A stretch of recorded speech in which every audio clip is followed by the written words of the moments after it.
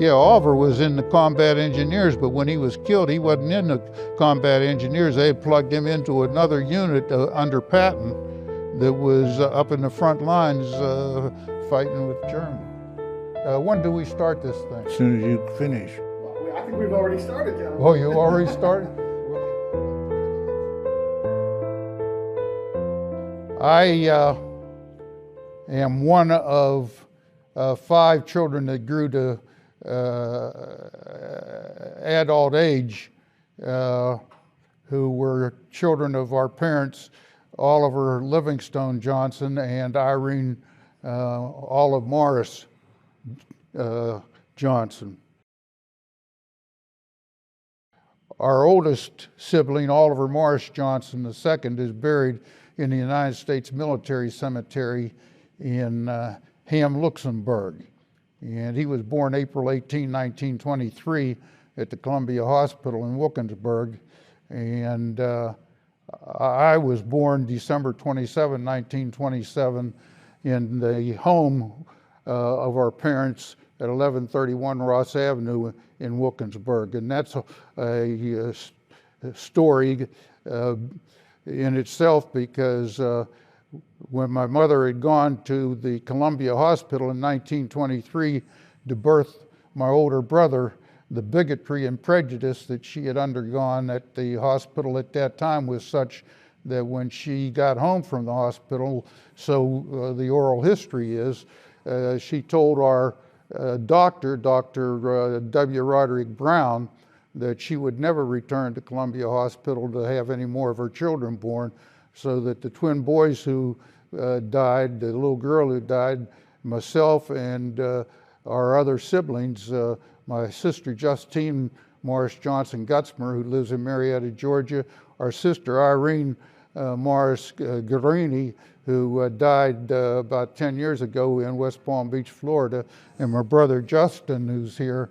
We were all born in the home because the doctor would come to the house and deliver us, and my mother's closest friend was a registered nurse, Helen Goins, and Miss Goins would be there to assist Dr. W. Roderick Brown when he delivered the other 7 of us that my mother gave birth to. When my brother's notice of death came to our home March 11th of 1945, it hit me very hard. I was 17 years old at the time.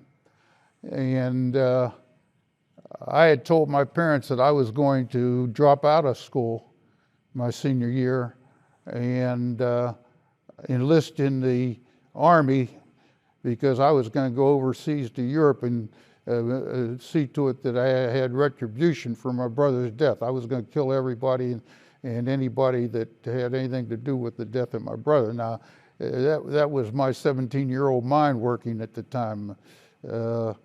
My mother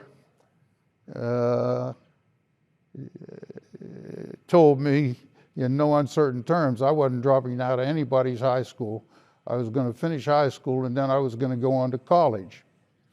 So I did finish high school, and at that time a number of students were dropping out of Wilkinsburg High School and enlisting into various military programs, and so it wasn't anything unusual if I had dropped out, because I would say that more of our male students were leaving in high school than you could imagine. One of my closest friends who just died not so long ago, a very successful lawyer in Pittsburgh, Greg Kerr, W. Greg Kerr, he dropped out in our senior year. He was a classmate of mine, and he went into the V-12 program, I believe it was, and he enlisted in the Navy, and the Navy sent him to Cornell University, and he went ahead and finished his schooling at Cornell in his V-12 program, and then went on to pilot school and became a naval airman, a pilot in the naval. And then when he got out of the service, he went on and got his college, finished his college degree, and then finally ended up at the University of Pittsburgh, graduated from law school. So that, as for myself, when I finished Wilkinsburg High School, I had been working at the United States Steel Corporation, Edgar Thomson Works, on the weekends as a swing. I had a swing shift. One weekend I'd start at 3 and work till 11. The next weekend I'd start at 11 and work till 7 the next morning.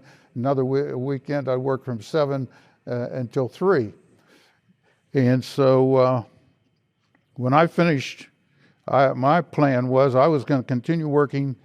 I'd left the steel mill by that time, and I was working, running a gas station, if I recall correctly, at Penn and Swissvale Avenue in Wilkinsburg. I did not apply to any colleges. And around about the 1st of August, my mother was on me, you haven't applied to any colleges, now where you plan to go to school? And I told her I didn't plan to go to college. And she told me, well, you're going to college whether you planned on it or not, and if you don't have a plan, I'm going to see to it that we get a plan. So my father had overheard the conversation, and I can recall him saying, Irene, why not let the boy, my plan was to go into the service. And so I can remember. What branch of service? I had planned to go on into the Army, but I didn't know that much about it at the time. But my father said, well, Irene, why don't you let the boy go on into the service, says it, and get it out of the way, said, and then when he gets back, said, then start college. And my mother said, no, he's going to college. And my dad says, well, Irene, you know Oliver was at West Virginia State College, and he only had 3 months to graduate when they drafted him, and he never got back. He got killed, said, and it may be wise for us to let Livingstone go on and get his military service out of the way before he starts college, because that way he'll be pretty certain he can finish. So my mother, she told my dad, she said, I don't care whether Livingstone stays 1 hour, I don't care whether he stays 1 day, I don't care whether he stays 1 week, 1 year, said, or whether he finishes all 4 years, he's going to college. She said, and you're going to see to it that you get it arranged. So with my mother having a civil discussion, I'll put it that way, with my father, why he got on the telephone with one of his classmates from Howard University. My father had graduated from Howard University in 1916. And he called his friend, a gentleman by the name of Bellinger, if I recall correctly, who was an engineer, an architect here in Pittsburgh, lived on Monticello Street at the time, and he had been active in the Howard University Alumni Association. And Dad asked Bellinger if he could get me enrolled to start my freshman year at Howard University. Now this call went to Bellinger around the last week of August, and school started at Howard, I believe it was the 2nd or 3rd of September. I can't remember the exact date, but it was the first day after Labor Day in September, I believe. And I remember my dad saying that Bellinger had told him that it was late for any student to be applying to Howard University, and he didn't believe that he'd be successful in getting me enrolled. But he'd try. And that Friday before school started the next Monday, my father got a call from somebody down at Howard University telling him that I had been enrolled as an entering freshman at Howard University, that I should arrive promptly at 8:30 in the morning on that Monday, several days later, and I should go directly to the administration building, to the finance office, and make arrangements to pay for the first semester's tuition to enroll as a student at Howard, and that everything else that was necessary for my entrance would be taken care of after I arrived. I started Howard with one new item of clothing. My mother took me downtown, bought me some new shoes. Every other article of clothing that I took to Howard with me were either my clothing that I had been wearing in high school. I had all of my older brother's clothes because when he got killed, my mother passed his clothes down to me, his foot locker, so I had my brother's foot locker. And my grandfather, my father's father, had at that time been a ragman in Braddock, and he had one of these push carts, and he would go all over the Braddock, and it had these great big iron wheels that he had put on his push cart, and he would pick up old rags, old boxes, papers, metal, take them to the junk man. So Grandpap had me come out to his house, and he had saved some shirts and some ties and what have you, had me go through this pile of clothes he had. And I can remember one of the shirts I wore to Howard University was a blue shirt with ribs down it and a white collar and white cuffs, and I just knew I was as cleanest thing on Howard's campus. And the girl that I started to date midway through my freshman year, after we'd gone out several times, she told me, says, "Livingstone, I have a favor to ask." And I says, "What's that, Marvin?" She says, when we go out again, she says, "Please don't wear that shirt." So when I get to Howard, I'm in the Reserve Officer Training Program. That was a requirement for every able-bodied male student at Howard University because Howard was a land-grant school. And that's a whole other item of history because it was a white general, Freedman, Howard, General Howard. It's named for a white general, Howard University is.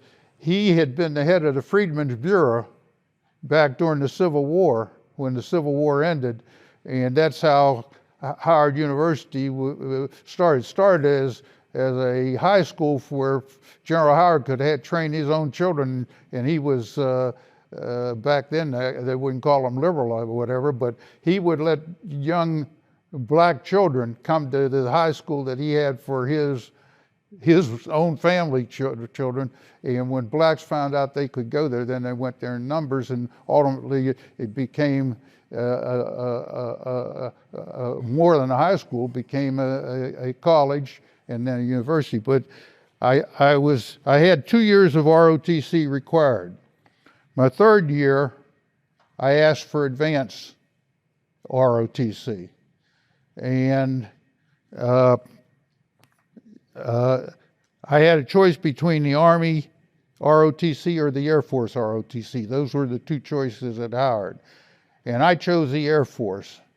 And very simply, I chose the Air Force because by that time I was several years older than I was when I was 17, and I thought to myself, now Oliver went into the Army and got killed. Maybe if I go into the Air Force, I stand better odds. So in order for me to be qualified for the Air Force ROTC, I had to go to the Pentagon and have an exam and take this exam. Physical or? For hearing and physical, everything. And I flunked the exam because they told me that I couldn't hear hear sounds at high frequency. And that, I believe, was as a result of my having worked in the steel mill. So when the examiner told me that I could not pass the test and therefore he saw I couldn't be admitted to Air Force ROTC, I broke out and started to cry. When I started to cry, one of the officers in that room told me, he says, "Young man," said, "you feel very strongly that you want to get into the Air Force, don't you?" I said, "Yes, sir, I do." He says, "Let me give you a little tip." He says, "There's a colonel who's sitting down the hallway there." Says, "It's quite a walk." Says, "You're going to have to go down there." Says, "But you go to that colonel," says, "and you take your paperwork," says, "and let him know how badly you want to get into the Air Force ROTC," said, "and he has the power to grant you a waiver." So I followed his directions through that maze of the Pentagon and got down to the colonel's office, and his sergeant, who was his receptionist, asked me, "What do you want?" And I told him, I said, "Well, I was sent down here by the people at this place." And he says, "I don't think he wants to see you." He says, I don't think he'll see you. And so I told him that I was told this is the person. So he says, "Well, let me go in and." He says, "I'll tell him what you want." He says, "But I doubt that he'll see you." So he comes back out. He says, "The colonel says he'll see you." So I walk in, and when I walk in, why, he's seated behind a desk, and he's got a bunch of papers in front of him. He's working on his papers. He doesn't lift his eyes. He doesn't lift his head. He says, "Young man." I said, "Yes, sir." He says, "I understand you want to go into the Air Force ROTC." I said, "Yes, sir." He says, "I understand you need a waiver." He says, "Because you got bad hearing." I said, "Yes, sir." He says, "Give me your papers." And I passed them over to him. He hasn't lifted his head yet. I doubt that he could have identified me 5 seconds after I walked out of his office, because we never made eye contact. His eyes are down at what he's doing, and he reaches out his hand, and I slip the paper. He takes it, scribbles his name on there, passes it back to me. I take, "Here you are. Good luck." I said, "Well, thank you, sir," and I walk on out. I get into the Air Force ROTC. I had finished college after 3 years, and over the weekend, there was one weekend, and then I started law school. And I found that was a dumb move. I was in law school the summer of 54. And I could tell myself that I wasn't successfully learning anything. You know, we'd play bridge, or we'd go play basketball, we'd drink. Nobody was studying the law. So I said to myself, I think I prefer to drop out, withdraw, if you will, rather than get 2 Fs at the end of my starting year. So I did drop out, and then I said, "Now what do I do?" And I said, I still wanted to go to law school. And I knew that if you went into the military, you'd get, in the Air Force, they'd give you $100 extra for hazard pay if you were a pilot or something like that. So simply on the basis of where I could save as much money as possible, I then enlisted in the Air Force. But when I wanted to enlist in the Air Force, I had to go up to some air base in New York, and they wanted to tell me I had flat feet, and they wanted to tell me that I had a heart murmur.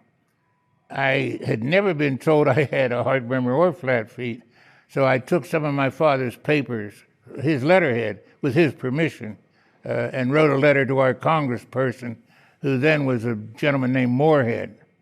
And Moorhead must have done something, because I got into the Air Force. But in those days, they had ways of keeping blacks out, and unless you had a second opinion, it could well be that there's nothing wrong with your hearing. But I went into the Air Force around 1954, around October, as I recall.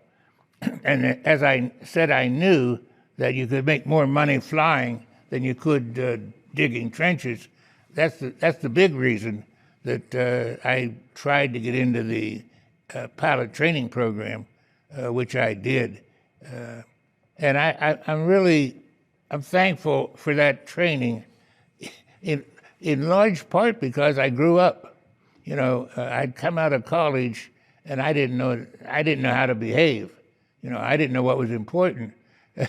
The first day I was in the Air Force down at Lackland Air Force Base, I had on my finest suit I could.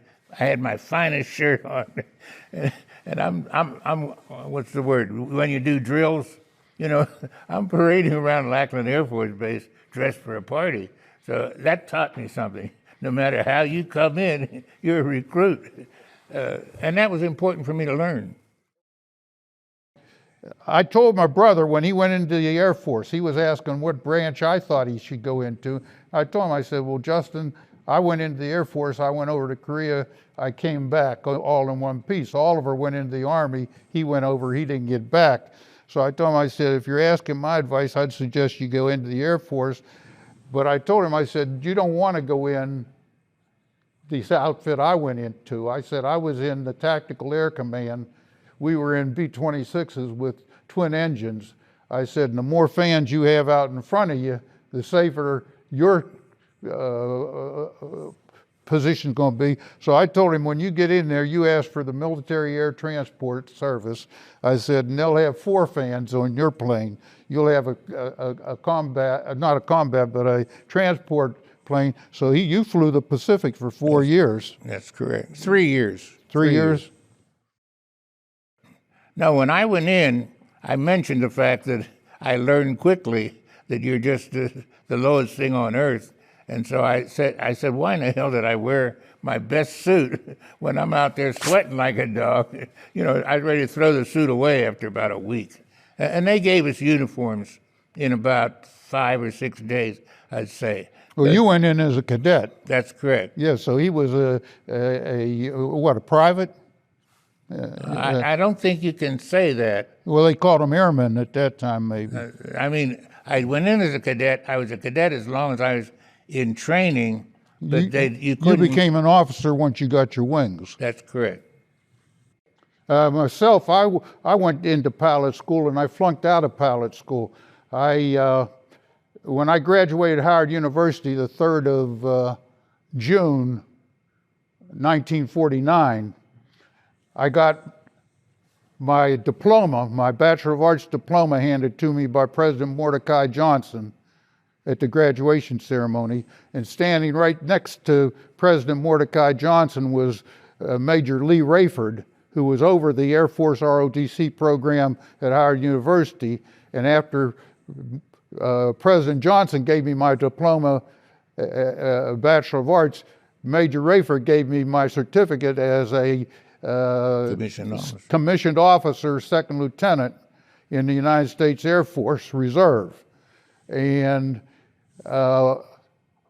in order for me to get into advanced ROTC at Howard University to start my junior year and senior year, I had to sign what back then was known as a specified period of time contract. And that specified period of time contract meant that I was agreeing that if I successfully completed ROTC and got a 2nd lieutenant's commission, I was contracting with Uncle Sam that I would agree, based on Uncle Sam's decision, to give him the same number of months on active duty as he gave me in college training in the ROTC program, which meant I then owed 4 years to Uncle Sam if he wanted me. When I went into the Air Force, I was assigned to Randolph Air Force Base. I got called on to active duty. The reason I went to the Air Force, didn't go to Duquesne, Dad's staring out the window and he's telling me how rough things are. And I told him, I said, well, Dad, I'd been down to Howard and I'd learned, one of my friends or whatnot told me, he says, when you have to produce, you'll produce. And I thought that was a nice little spiffy saying. So I told Dad, when he's looking out that back window and morose and sad, telling me about his responsibility, I said, well, Dad, when you have to produce, you'll produce. And I start on up the staircase to my bedroom up on the 3rd floor. He says, what did you say, son? I says, when you have to produce, you'll produce. And that's when he broke out crying. He was literally sobbing. He told me, he says, I don't think you understand what you're saying. I says, yeah, I understand. He says, no, he says, I don't think you really understand. He says, he says, I think I've made a mistake here. He says, in a misjudgment, he says, I think I've spoiled you boys. He says, your friend Simon's been here all summer, says, and he's been enjoying everything that we could lay out for him. Says, both of you have been working. Says, you both have jobs at Navarre. He says, and you're both enrolled in Duquesne University. He says, you're to start Monday morning. This was the next day. This was Sunday that I told him, you have to produce what you have to produce, you produce. He says, you know, he says, I really don't think that 4 years at Howard has taught you what I thought it had. He says, something's missing. He says, I think that you don't really understand what you just said. He says, I think that you will. He says, because as of now, you have to produce. He says, you have to produce. He says, and Simon has to produce. He says, I'm going to call my sister Precious. He says, because I don't believe in kicking anybody when they're down. He says, and you're not down. He says, you got a fine job at Navarre. Simon's got a fine job at Navarre. You got income coming in. Says, you thought you were going to be enrolled at Duquesne. He says, the same person I called to enroll you, I'm calling him first thing Monday morning, tell him you're not coming. You're disenrolled. He says, as of now, you have to produce. He says, now, that money that you've been making in Navarre, he says, that paycheck, you're going to bring it home to your mother. 1/3 of it she takes for your room and board. Says 1/3 of it, if you're smart, you'll put it in the bank. He says, and the other third, you can go ahead and spend. He said, but if you're really smart, you'll put almost 2/3 in the bank and spend very little. He says, but your mother's going to take out that third for your room and board. Says, and Simon, I'm going to call my sister Precious and see if she'll let Simon rent that apartment on her 3rd floor there on Monticello Street, because he now has to produce. So, yeah, so Simon went to live with Aunt Precious. He was there about 2 months. He got called on to active duty by the Air Force, because he had an Air Force commission as well. He went to Scott Air Force Base, and he was a ground officer. He didn't fly.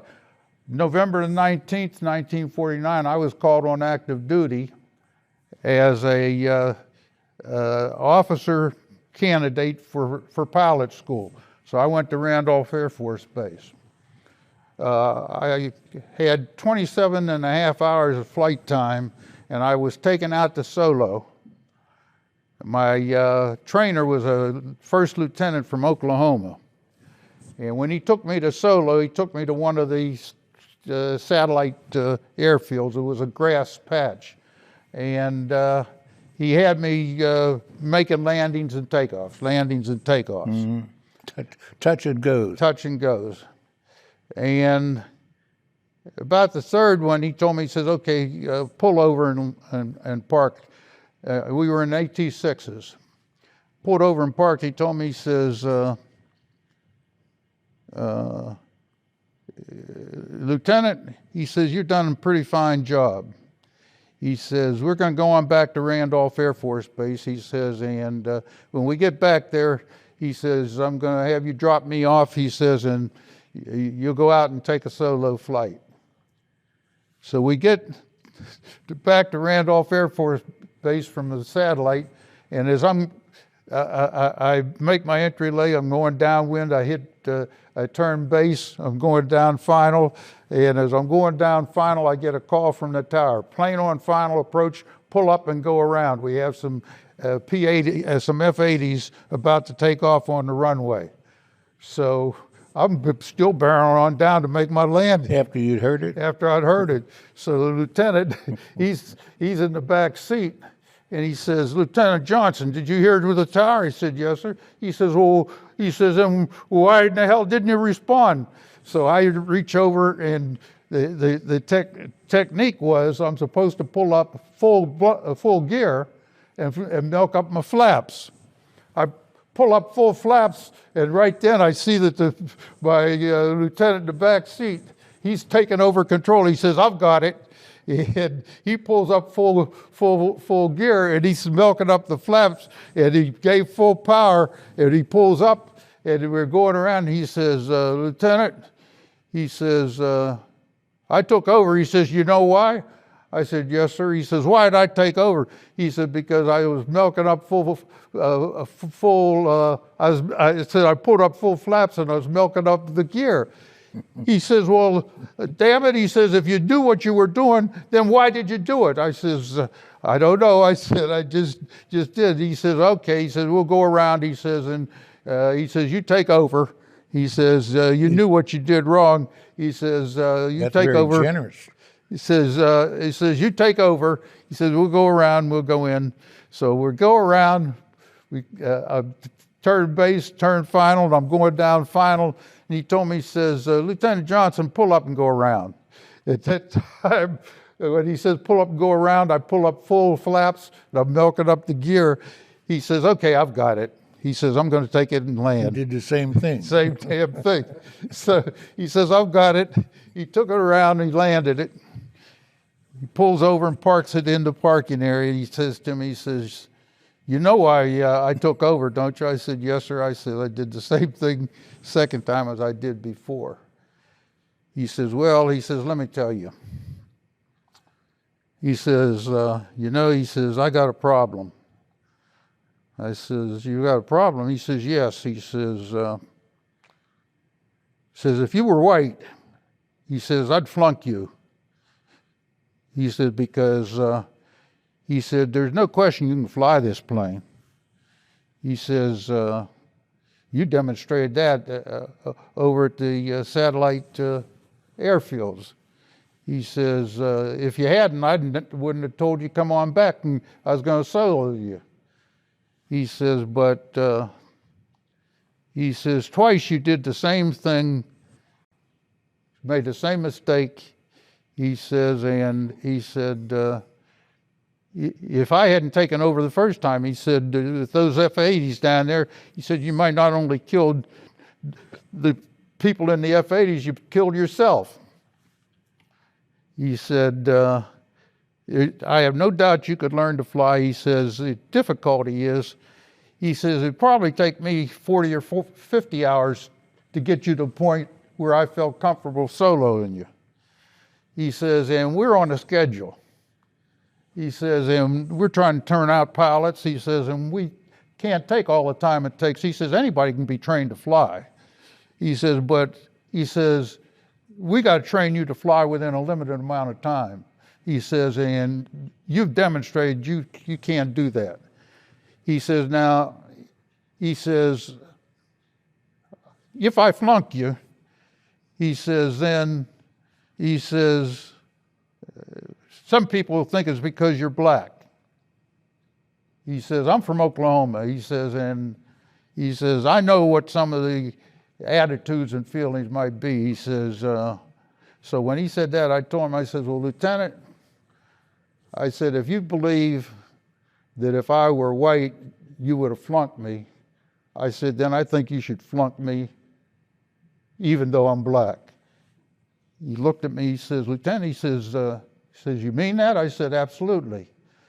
I said, I lost a brother in Luxembourg. I said, I don't think my parents can stand a second death right now. I said, and you tell me that I don't have the ability, I might kill myself. I said, I understand what you're saying. I said, and I'd like to fly. I said, but I said, I have to trust your judgment. He told me, he says, you know, he says, I appreciate what you're saying. He said, they have an old saying. He says, you have old pilots and bold pilots, but you don't have any old bold pilots. He says, he said, you've shown me you've got good judgment. He said, whatever you want me to recommend you for, he says, I'm going to give you a strong recommendation. He said, because he said, I appreciate the attitude that you've demonstrated. He says, because he says, I was going to give you another opportunity. He says, but I believe you're making the proper decision. He says, and I'll give you strong recommendations. So he says, what do you want to do? I said, well, I really want to go to the Judge Advocate General School. He says, well, he says, why do you want to do that? I said, well, I want to be a lawyer when I get out of the service. I said, and I think that'd be a good place for me to begin. So he says, I'll recommend you for that, which he did. From the AT-6, we went to the B-25, which is from the Second World War. And then if you got out of the B-25 training, you were qualified to go to school to fly a larger aircraft. And I went from Enid, Oklahoma, where we had the B-25, and I went to West Palm Beach, Florida, where they were flying C-97s, which I was very comfortable with. Some of the guys that I was going through training with, they wanted to be fighter pilots. They wanted to be, the best thing they could be. And I said to myself, these 4-engine aircraft, if you lose one, you still got 3. And that happened. I'm out over the Pacific. I shouldn't admit to this, but it's true. I'm getting near the equal time point, but I'm not there yet. I'm on my way east towards San Francisco, and there was a young lady there that I wanted to see very badly. And I'm the aircraft commander. I'm running the aircraft. So we lose one engine, and the navigator has already figured out where we are. And I said, we're going to California, which probably is breaking regulations. If you haven't reached the equal time point, and that's a point, taking in the wind, your altitude, how much gas you have, that's a point by which you can go either way and you'll land at the same time.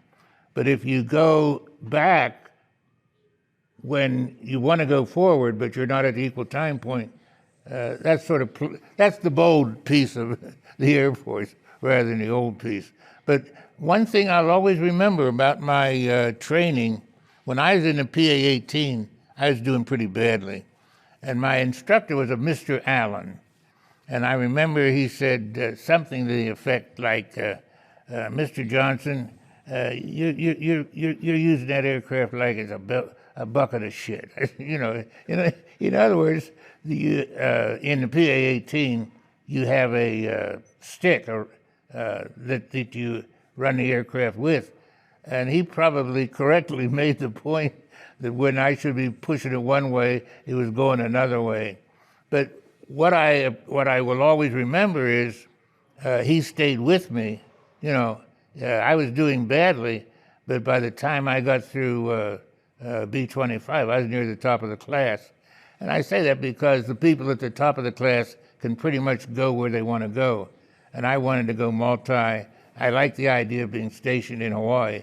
So, and I had the opportunity to do that, which wouldn't have happened had I been lower in my flying class. I guess I'd have to say that when I started flying it, I was scared.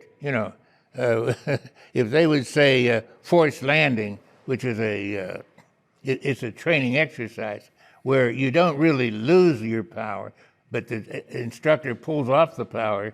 You look around and you have to find some place where you can put the plane down in some farmer's field. I don't believe I ever did that successfully, but Mr. Allen let me go on. I reached a point in a 4-engine aircraft where I was not concerned about safety. Back at that time, you might remember a captain on a commercial airline had landed a PA-18 in the Pacific after having lost one of his engines. And as I recall, this was near the island of Hilo, Hawaii. As I recall, no one was injured, all right? All of the passengers got off safely. All the crew got off safely. I don't know if it's ever been done before, but I said to myself, well, if Hogg did it, I guess if I needed to, I could do it, which fortunately, it never happened. The closest you asked me, how did I feel about flying? The closest I was to being really, really scared, I was on I think I was on a test flight from Wake Island into Japan. The weather was very bad, and at the base, Haneda, I guess it was, where we land, it couldn't have been better than 800 feet, the height of the clouds. And the visibility wasn't worth a darn, because I think it was raining. And I'm sitting in the aircraft commander's seat, and obviously when you're in bad weather, you're flying a little bit differently than if it's good weather. And I think I remained on the slope, the line that I should have been on, but Haneda, as I recall, had a 7,500-foot runway. which is a lot of runway, but it's nowhere near enough for a guy who doesn't know what he's doing.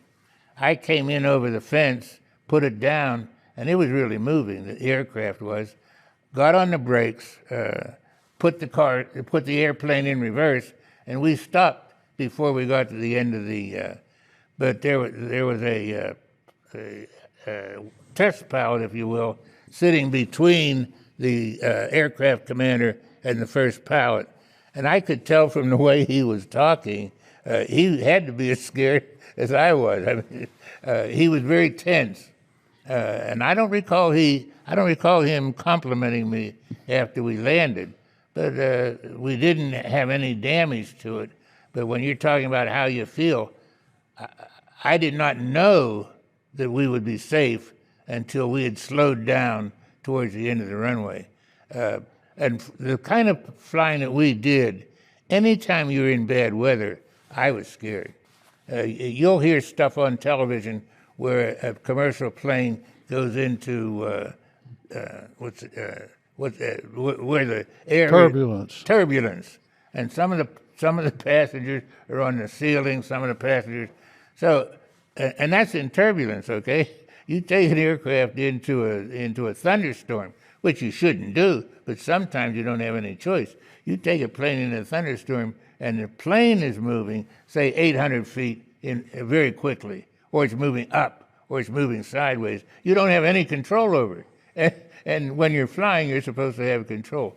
That happened maybe to me once, possibly twice, because we would fly the whole way from San Francisco into Japan, stopping at Wake Island to refuel. The one flight that I really enjoyed was when we were bringing back a plane load full of Chinese generals who were on their way to what's the training camp in Missouri? The officers. Fort Leonard Wood? It could be the general training school. So everybody on the aircraft was a Chinese general. And we had to go into the Philippines as our stop before going into the United States. It happened to be New Year's Eve, as I recall. And so we land the plane. I think the base commander came out not to talk to us, but to meet the generals. And we were not going to leave then. We knew we weren't going to leave until sometime midday the next day. Whereas normally, if you're a match pilot, after 12 hours, you have to be ready to do anything in the world. Well, we enjoyed ourselves. I guess I should put it that way. Perhaps more than you should enjoy yourself. And what I recall is they entrusted us with taking a group of officers from another country, and they thought that we could safely get them into the United States, which I thought was a very nice compliment. And the alcohol, which had been available on New Year's Eve, I don't think we drank anymore till we got back to California. But it was a nice trip. When you're flying over the Pacific, all you're looking at is water. And in a slow aircraft, when I say slow, compared to what jets could do, the C-97 between Travis Air Force Base in California and Hickam Air Force Base in Hawaii, you're talking about a minimum of 9.5, 10 hours of flight, and there's nothing underneath you but water. You're talking about being beautiful. I guess I'm not put together that way, where you look out to the horizon and see a sunset or something like that. To me, anytime I was flying, I either was concentrating on doing the right thing, or I was resting somewhere other than in the cockpit. Because the C-97 was a two-level aircraft.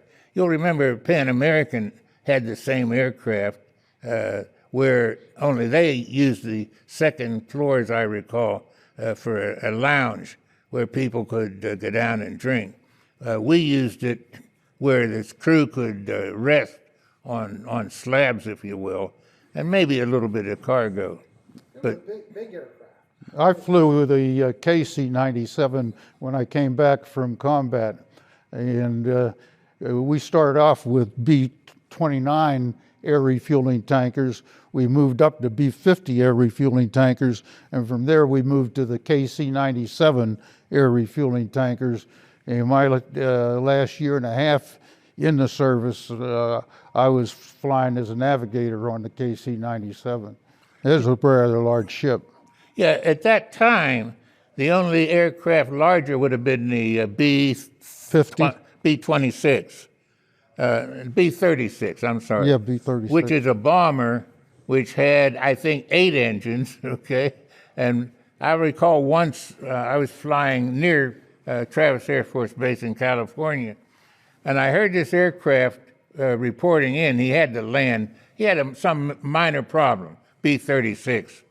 So they wanted to know how much fuel he had on board. I think he said something like 45,000 pounds. Well, that's more than my aircraft weighed. You know, that gives you an idea of the difference between a C-97 and a B-36. And within several years, the C-97 was obsolete for what we were doing.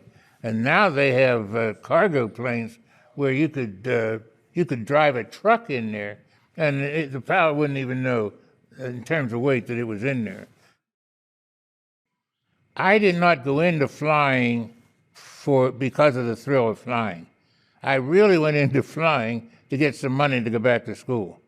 And I think I did as much as I should have done as a pilot, and I think I appreciated the fact that that was a semi-glamorous way to go through the military.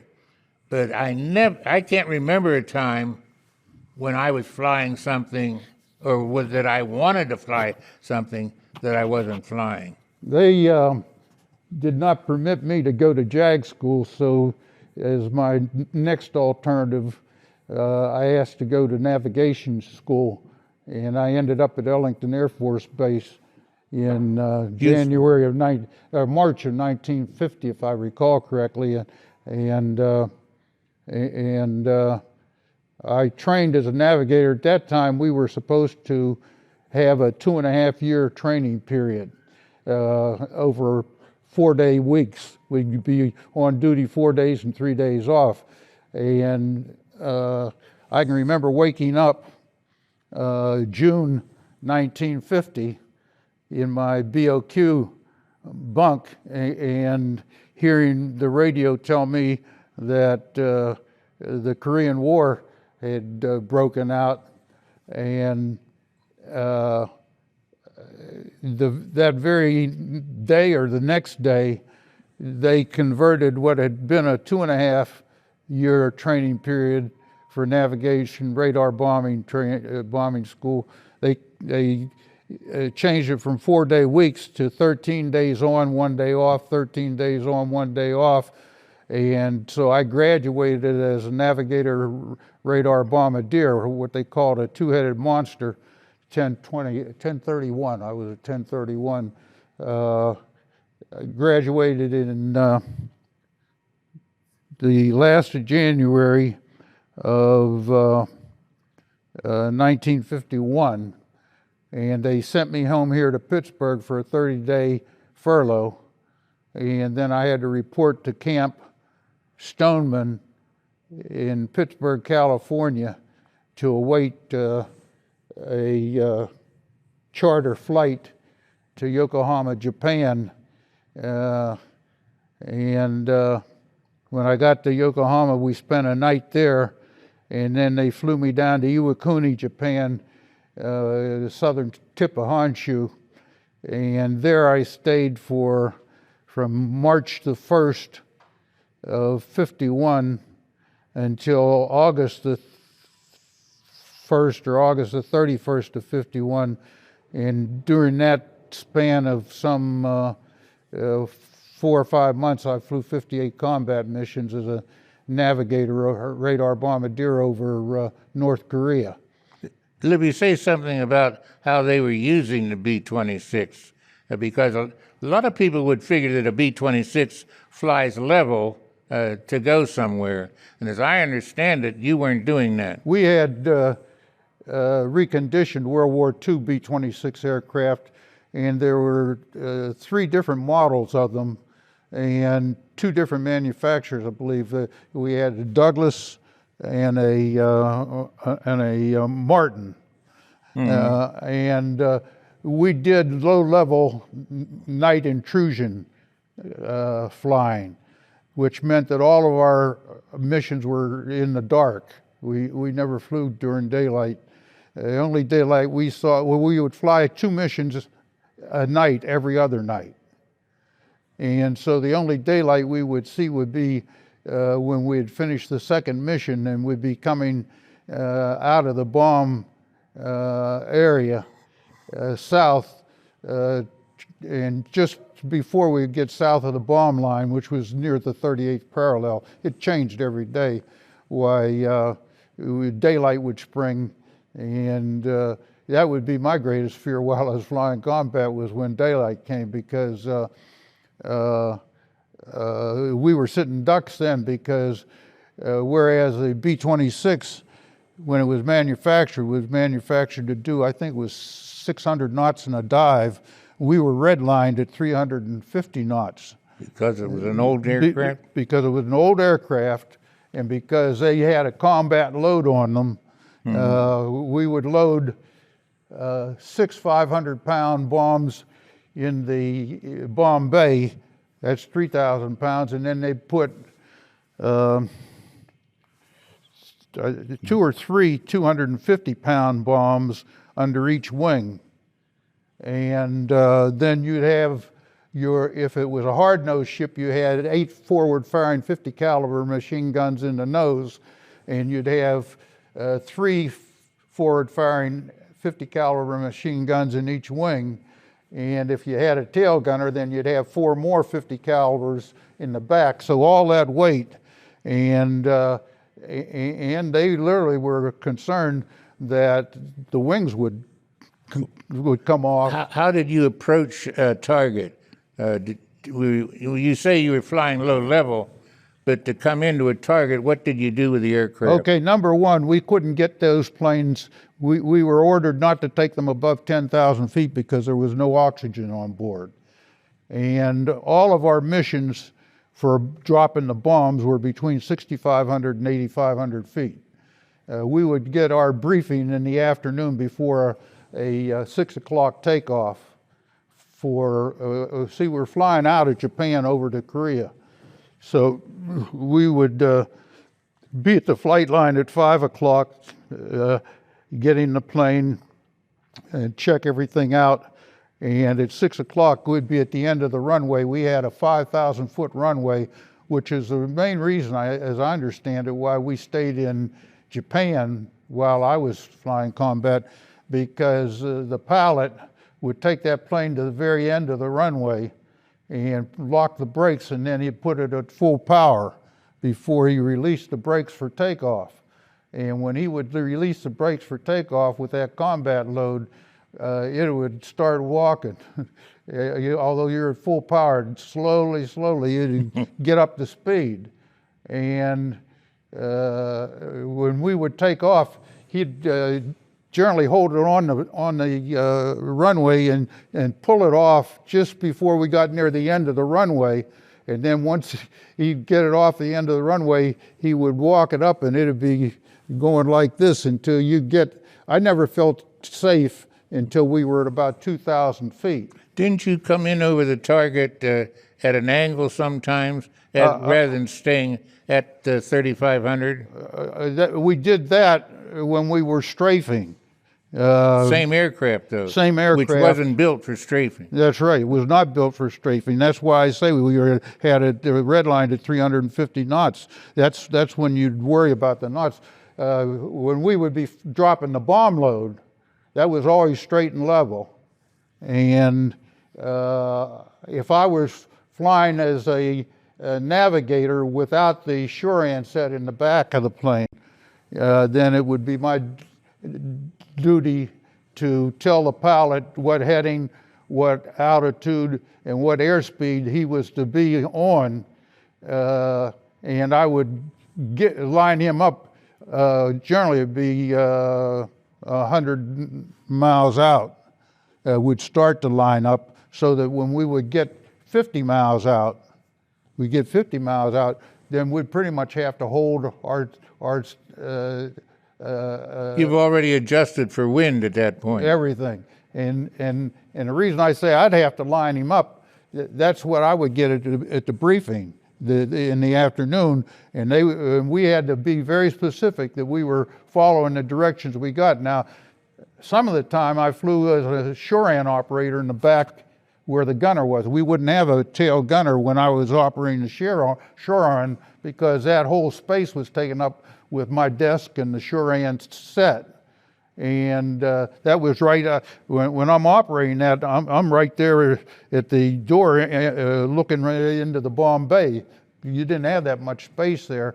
And I would be given the code that they would give me to crank into the shorehand set, which would account for wind, it would account for speed, it would account for altitude. I'd have to put all that in there, and then I'd tell the pilot what speed to put as we're getting, and then I would guide him. We would have a round scope, and there would be a green line going around and around and around, but when I would get him on what they called the arc, and the arc would be the direction, because as a navigator, you understand, as a pilot, you understand that when you're flying, you don't fly a straight line because the curvature of the earth is such that you're flying a curved arc rather than a straight line. Straight line isn't going to take you from one point to another point in the shortest and most efficient manner. So once I would put the pilot on the arc, I'd put him there 100 miles out, and then I'd be talking to him from that point to bombs away, and I would be telling him, you're on the arc, you're on the arc, you're off the arc, you're off the arc. So I'm in constant contact, and as I'm telling him, he's making slight adjustments based on what I'm telling him, keeping him on that arc. And then once he gets on the arc and everything's lined up, and we got the altitude, we got the airspeed, and we got the direction, then I don't have to do too much talking because he just holds what he has. And then when we get to the drop, then I'm telling him, all right, we're 50 knots out, 40, 30, and when we get to the 10 knots out, then I tell him, all right, and I talk 10, 9, 8, 7, and get their bombs away. And he would open the bomb bay doors, I would say 50 knots from the target, 30 knots from the target, so that everything's lined up, because you can't make those adjustments at the last minute, but you try to make them as closely as you can to the target, because once that plane is set up, you can't alter it until the bombs are dropped. And so you're a sitting duck. You're a sitting duck once you're on that bomb line, once you're on that arc. Did you have any trouble with your promotions? Yes. What happened there? My patron saint the entire time I was in combat was Edward Wilson, who was a white lieutenant colonel, Princeton graduate, and he came into my life, I want to say, about the last week of May. When I first went into combat, I had two majors. That the squadron commander for the 8th Bomb Squadron, 3rd Bomb Wing, 5th Air Force, was a guy named I forget his name, but he was a major. His second in command was Alger, Major Alger. The commander, forget that major's name, he was one of these World War II retreads. In fact, most of the people in our 8th Bomb Squadron, in the 3rd Bomb Wing, were all World War II veterans. who were in the reserve. I was an anomaly. I had just graduated from navigation school, and they threw me into that outfit. And although I was an officer, I was one of the youngest people over there. I just turned 23, I think, when I went into combat. No, I wasn't. Let's see, I was in combat in 51. Yeah, I was 23. And most everybody was in their late 20s or 30s, mid 30s, because they had all been in World War II, including the gunners. Needless to say, I was one of only 2 black officers on the entire base, and those of us who were flying, I don't think we had but 3 or 4 blacks flying, because even the gunners, I don't think we had but one black gunner. I think we had 1 black gunner maybe, so that we only had 3 blacks on flight status when I was there. But when I went over there, the understanding was you fly 15 missions, and you'd get a field promotion from whatever your rank was to the next rank. And you fly 15 more missions, and you get rotated back to the States. The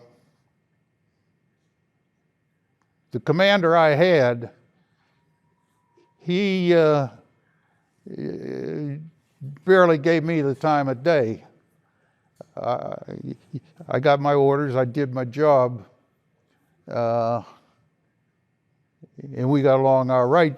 But when I went in to ask him how it was that I hadn't gotten what they called a spot promotion, "Oh, Johnson, I don't know. I'm checking over things. You know, we're in combat. I don't have that much time.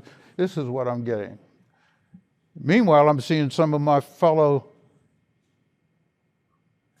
officers who are getting their promotions, their spot promotions, spot first lieutenants, if they're first lieutenant, spot captain. I'm getting nothing. I was one of those who had more missions than most in the squadron, and I'm still not getting promoted. Although when we get new officers coming in as pilots, they'd ask me to fly with them, because they tell me we send out experienced navigators with new pilots. We send out new pilots. We send out experienced pilots with new navigators, and they're sending me out, which meant that I had a variety of pilots, because they're always sending me out with somebody new to train them, and I can't understand. Well, the 30th of April, I'm getting ready to go out for my 29th and 30th missions. And the pilot, the squadron commander we had about 2 weeks before that, he had killed himself in a training flight. We had a great big huge rock sitting right off the shore there at Iwakuni, and they used it as a bombing strafing target to train new pilots. And so this one night after dinner, they had the entire wing to go down to the shore there, and they had benches for us to sit on while we're watching the squadron commander and several of the other pilots demonstrate for the new pilots that have just come into the wing how you're supposed to do your strafing and dive bombing. And the squadron commander's up there, and you can hear him because they have him on mic, and they have loudspeakers blaring out, and he's saying this is how you do it. As he's coming in, and he's made a couple of passes. Well, I think it was his 3rd pass, he bought the farm, and it was just fortunate that his wingmen that were flying behind him didn't, because if they had been flying as they should have been flying, then when he goes in as the leader, the whole... They never look at their altimeter. They're supposed to just stay on that wing. That's it. Well, when he bought the farm, they didn't. Well, things... It wasn't suicide. He just an accident. An accident. He's up there bragging about what a hot jockey he is.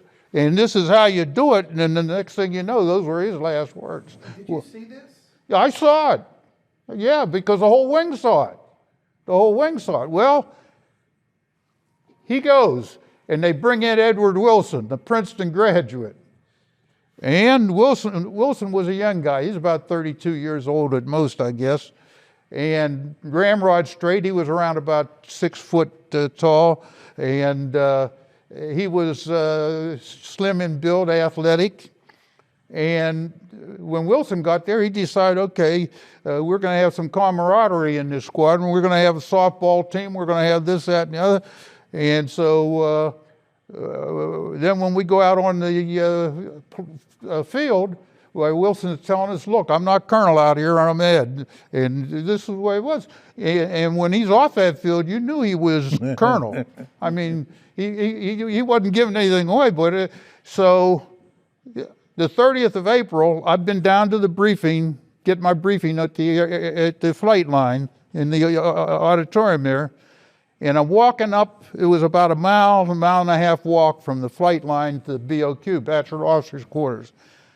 And I'm trudging along in my flight, don't call them flight suit. It was not dungarees, but it was the same thing with the pockets. So I'm walking up, and I have my clipboard and all. And the Colonel Wilson comes up in the Jeep, and riding in his passenger seat is Major Alger. So Colonel stops the Jeep. He's driving the Jeep, and I see he's there, and I pop a salute. Good afternoon, sir. He says, Lieutenant Johnson. And I said, yes. He says, would you like a ride up the BOQ? I said, yes, sir. He says, well, hop in. So he says, Alger, let the lieutenant jump in. So Alger had to get out of his seat. It was a Jeep. So he could set the seat up so I could climb in the back. Mm-hmm. So I climb in the back, and the colonel asked me, he says, Lieutenant Johnson, how many missions do you have? So, he says, what do you have on? He says, you're going out tonight. That was it. He says, Lieutenant Johnson, you're going out tonight. And I says, yes, sir, I am. He says, how many missions do you have? I said, well, right now I've got 28, sir. I says, I'll get 29 and 30 tonight. He says, you got 28 missions? He says, why aren't you a first lieutenant? I said, well, sir, I've been trying to find that out myself. He says, you were a second lieutenant when you came over here? I said, yes, sir. He says, I thought you were supposed to get a spot commission promotion after 15 missions. I said, well, sir, I said, that's what I thought too. So he turns to Alger. He's driving. We're going to head. He turns to Alger. He says, Major Alger, he says, why isn't Lieutenant Johnson gotten his spot promotion to first lieutenant? So Alger's stuttering and stammering because for months now I've been trying to get this. Nobody's paying me any slack, you know. So Alger says, well, Colonel, he says, when we looked at Lieutenant Johnson's record, it appeared that he was getting ready to come up for his regular promotion to first lieutenant.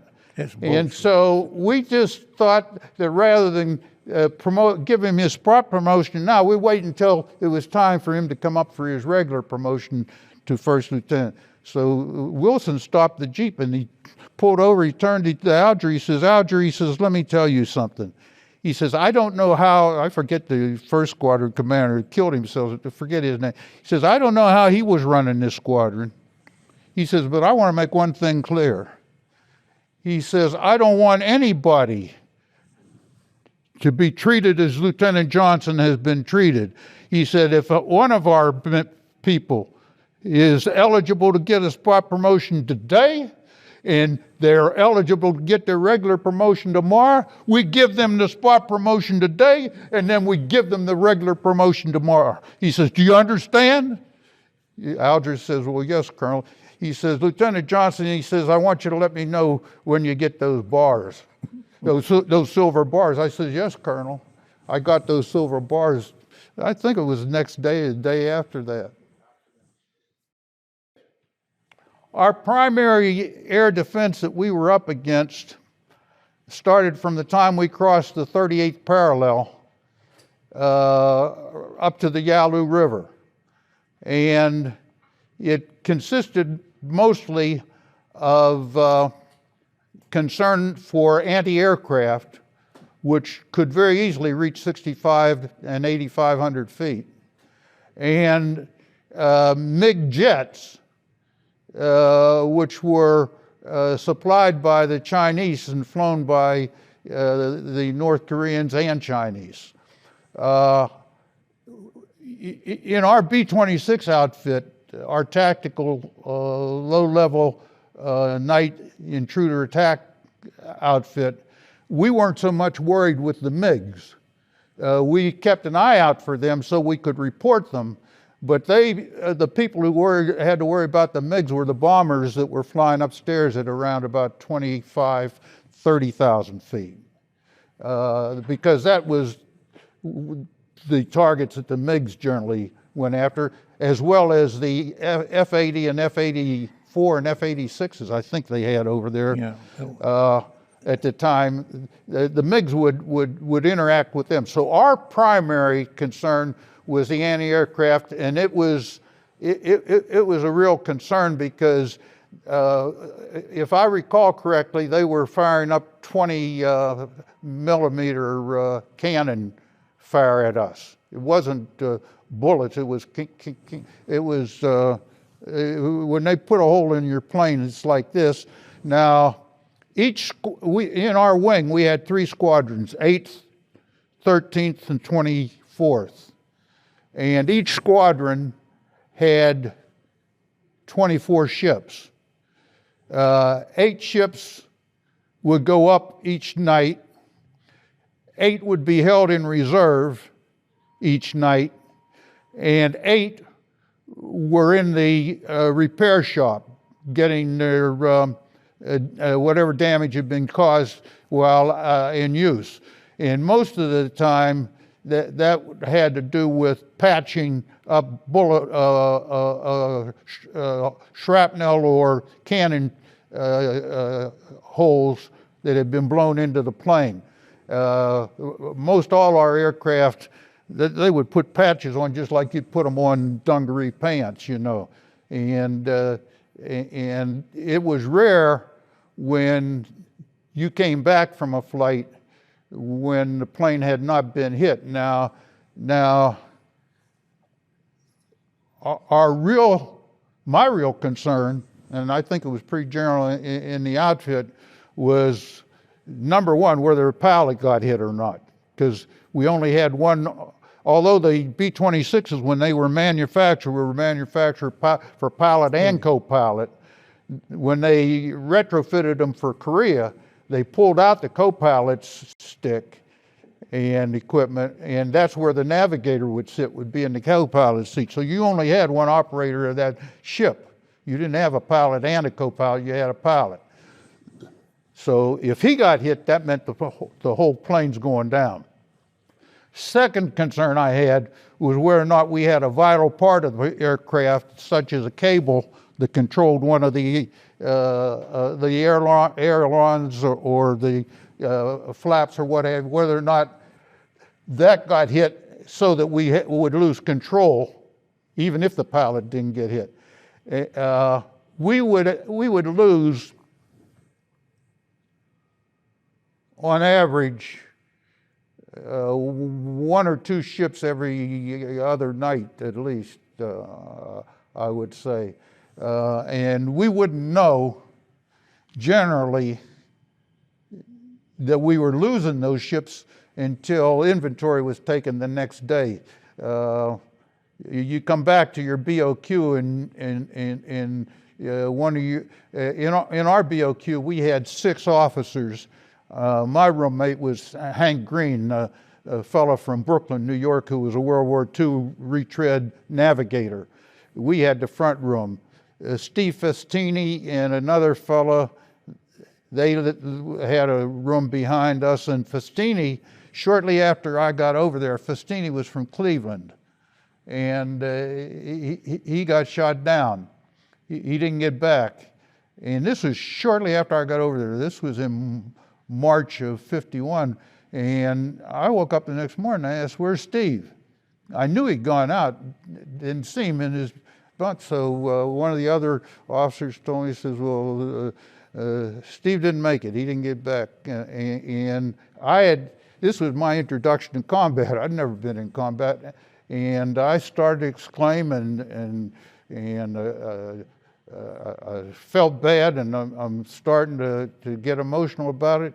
And one of the other officers in the BOQ, one of my other officers there, told me, he says, Johnson, shut your GD mouth.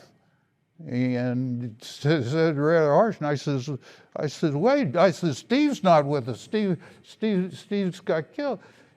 He told me, he says, Johnson, I says, shut your GD mouth. He says, if you're going to talk like that, he says, you get the hell out of here. So I says, how can you say this? He told me, he says, listen, he says, this is a rough business.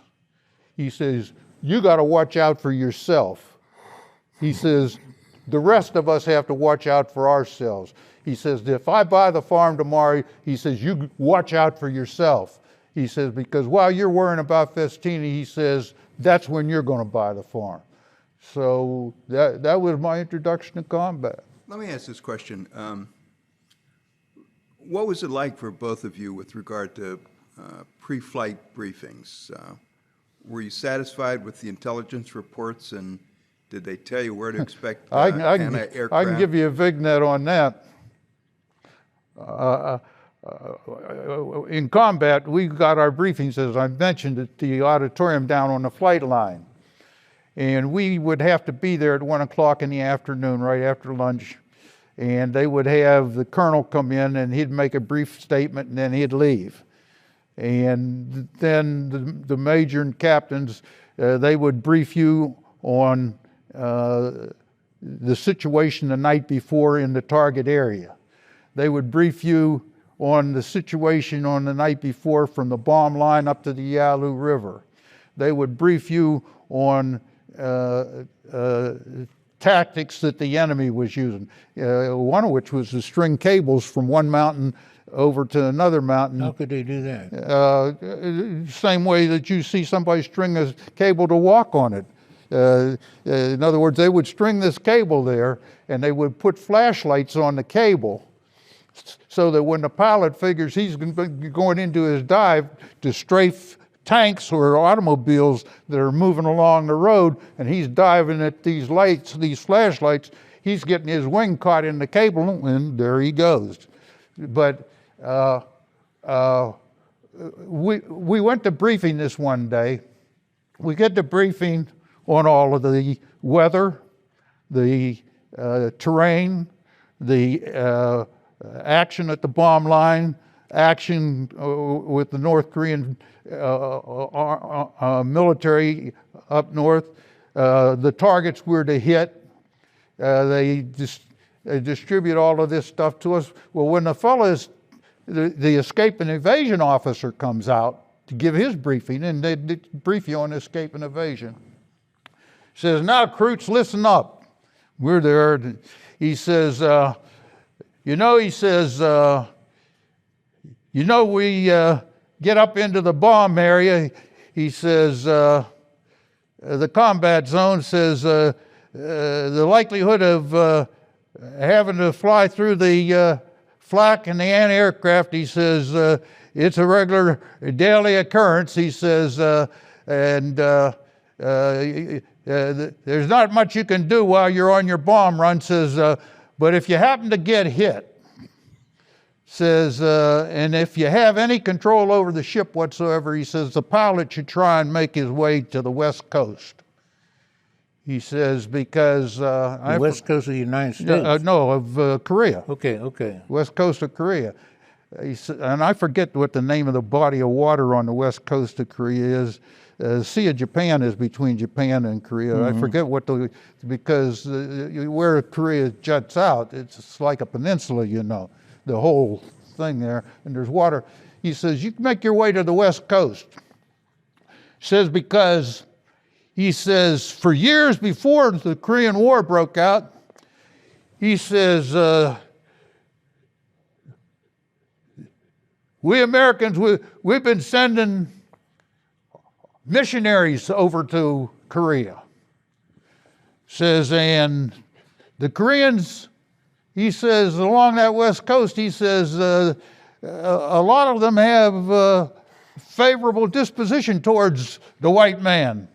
Says because says the missionaries have been up and down there, and they know the white man. Says, and if you get hit, you make your way over there. Says, and the likelihood is that if you can get to the water, says, you'll find somebody that can is willing to let you get in a shift or a boat. Says, and make your way south down the water. Says, until you get south of the bomb line. Says, and then you can get home. He says, he says, the white man's done a lot of good things for the Koreans. Says, and we find that they want to replicate. So he says, when he finishes, as with any briefing, he says, any questions? So the only other black crew person in the auditorium other than myself was Jules Butler. Jules Butler was a World War II Air Force Tuskegee Airman who was a retread. And so Jules throws his hand in the air. And there was no mistaking Jules for anything but black. I mean, he was quite dark-skinned, very fine fellow, first lieutenant. So when he throws his hand in the air, the escape and evasion officer says, "Yes, Lieutenant, what's your question?" He says, "Well, Captain," he says, "you've been briefing us on escape and evasion." Jules was a pilot. Mm-hmm. I was the navigator. Jules says, "You've been briefing us on escape and evasion and how the pilot should try and make their way to the west coast of North Korea if we get hit."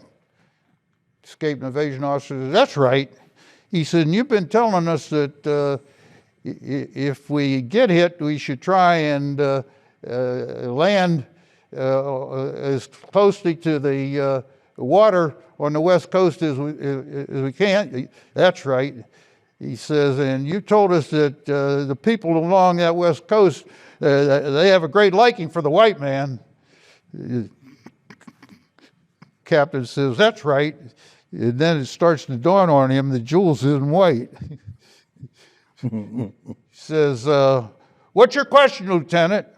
Jules says, "Well," he says, "you've been telling us that they have a great liking for the white man." He says, "But," he says, "as I look through this auditorium," he says, "I'm wondering, Lieutenant Johnson and I go out," he says, "what are we supposed to do?" So the captain, he got a little bit red-faced. He said, "Well," he says, "what I meant was Americans. Yes, when you ask about the briefing, Kellen, why, that's part of it. One thing that you hadn't asked us about was our family history in the military. And our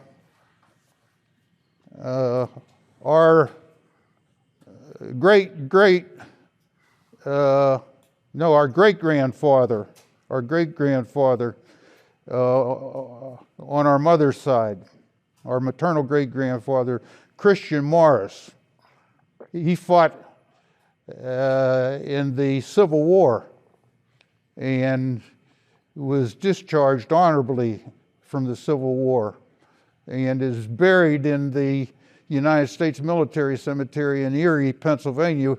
And he spent many of his last years after he got out of the service at the Soldiers' Home in Erie. He had been disabled when he was injured in the Battle of the Crater in Virginia. And if you recall, the Battle of Crater is where the Northern Army determined, that is, the Union Army determined that they were going to have this big crater dug by the troops, and then they were going fill it with dynamite and explosives and wait for the Southern rebels to come north, and then when they got to this crater, they were going to cause the dynamite to explode, and they hoped kill as many of the members of the Southern Army as they could. Well, it exploded before it was supposed to, and that's when our maternal great-grandfather got injured and disabled. I have a copy of his discharge that was provided to me by the Soldiers' Home in Erie, Pennsylvania. I was asked some years ago, I think it was around 1993, if I recall correctly, by a judge. He was a president judge of Adams County, if I would agree to go down there to speak to the bench in the bar in Adams County on May the 1st, I think it was 1993, for May Day. And so in preparation to go down there to speak, why I got in touch with the Soldiers' Home up in Erie and asked them if they could give me some of my great-grandfather's history, and the fellow told me, he says, well, I can do better than that. He says, I can provide you with a copy of his discharge. So he gave me not only his oral history as what their record showed about my great-grandfather up there, but then he mailed to me a copy of my great-grandfather's discharge. Our father fought in World War I. He was, after he had finished his freshman year in the Harvard Law School in 1917, he had started September 6, 1916, finished his freshman year at Harvard Law School, and he was drafted into World War I and sent to Camp Kellogg in Battle Creek, Camp Kellogg in Michigan, if I recall correctly. After he got his training in Camp Kellogg, he was sent overseas to, he got on the ship and went overseas, and he fought in the Moose Argonne Forest in the battle there against the German army. And when the armistice was signed, then Dad said that they took his outfit back to Paris, and they had all of the large number of the troops that had been fighting to assemble in Paris, and they marched through the Arch de Triomphe, as I recall Dad saying. And once they marched through the Arch de Triomphe, then they put them on a ship and brought them back to the States. So that when Dad got back home from his service in France, he said that Uncle Sam gave him I think it was $65 he mentioned as his mustering out pay and his best wishes, and he didn't have money enough to get back up to Cambridge, Massachusetts to finish law school there, so he went to live with his father, my grandfather's sister Mary, Aunt Mary, in North Braddock, and from there he commuted by train to downtown Pittsburgh and finished his last 2 years of law school at the University of Pittsburgh Law School. At that time, it wasn't in Oakland. Dad said it was in the Fitzsimmons building on Wood Street, I think Dad said, in downtown Pittsburgh. So he made that commute back and forth by train every day for 2 years, for his last 2 years of law school. I was discharged at the end of my 3 years of active duty as a commissioned officer. This was in California, Travis Air Force Base. At the time, I think I had a 98 Oldsmobile, which runs pretty good, and I don't recall there being any ceremony or anything. It's your last day and you leave. I recall getting several tickets because I was well exceeding the speed limit, and I think part of that was trying to get back home. I stopped at one thing that I'll never forget. I stopped in Chicago on my way back to Pittsburgh because my desire was to get back in law school. And I went to the University of Chicago Law School. Jodisha Lucas was the dean at that time, and I still had on my military uniform, first lieutenant, and I went into his office and I said, Dean, I'm here to see if I can get back into law school this fall. And without looking up, the same as Libby was explaining about that colonel, without looking up, Dean Lucas said, okay, you just be here in November, or be here in September. This was in, I think this was in June, May or June. And I'm thinking to myself, you can't get back in law school that easily. I don't think he even knew who I was, though he may have found out a little bit before I made the appointment. That was a great, and this happened just as I was being discharged. So that's one of my pleasant experiences close to military service. And I think it'd be fair to say when I went back to law school, you'll remember I had been in law school in 1954, and I went back. It was a different situation. In other words, I was there pretty much a couple of years older than some of the other students, and I think our entering class in law school couldn't have been more than 102, maybe 90-some people, and by the time you got to your second year, that had dropped down to maybe 60, all right, who could probably do 2 and 3 and graduate. But one thing I knew was that I wanted to complete law school, and I wanted to do it without causing any money to my parents. And up to that point, they had not had to spend any money on graduate school. They had put me through college, as they had done with the other 4 children that they had. But I made a mistake, I feel, in that I got these small jobs on campus, maybe raking the tennis court or checking ID cards at the field house. Now, those were the only jobs that were available. But the mistake I made was that I would leave a law class and immediately walk rapidly or run to one of my small jobs, and then I'd have to leave there and get back for another class. And I missed what I think it was Carl Llewellyn said about your experience in law school. It's not all just sitting in class. It's the interaction that you get with the students between classes. I think he used the word percolation. You percolate. You're growing, if you will, not just from law class, but also your experiences between classes. And I could say 2 things, one good news and one bad news. When I graduated from law school, I didn't owe anybody a penny. The bad news is I came out an average law student.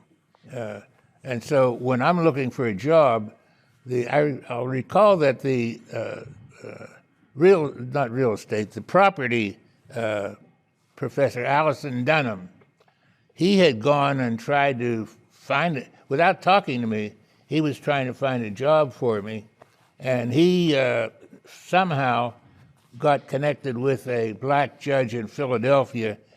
Libby, you might... Raymond Pace Alexander? Exactly.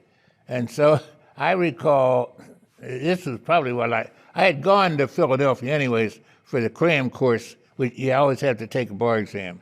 So I went to Judge Alexander's chambers, and I thought, wrongly and naively, I thought I'd be treated very nicely, University of Chicago grad. I was treated formally, I guess I would say.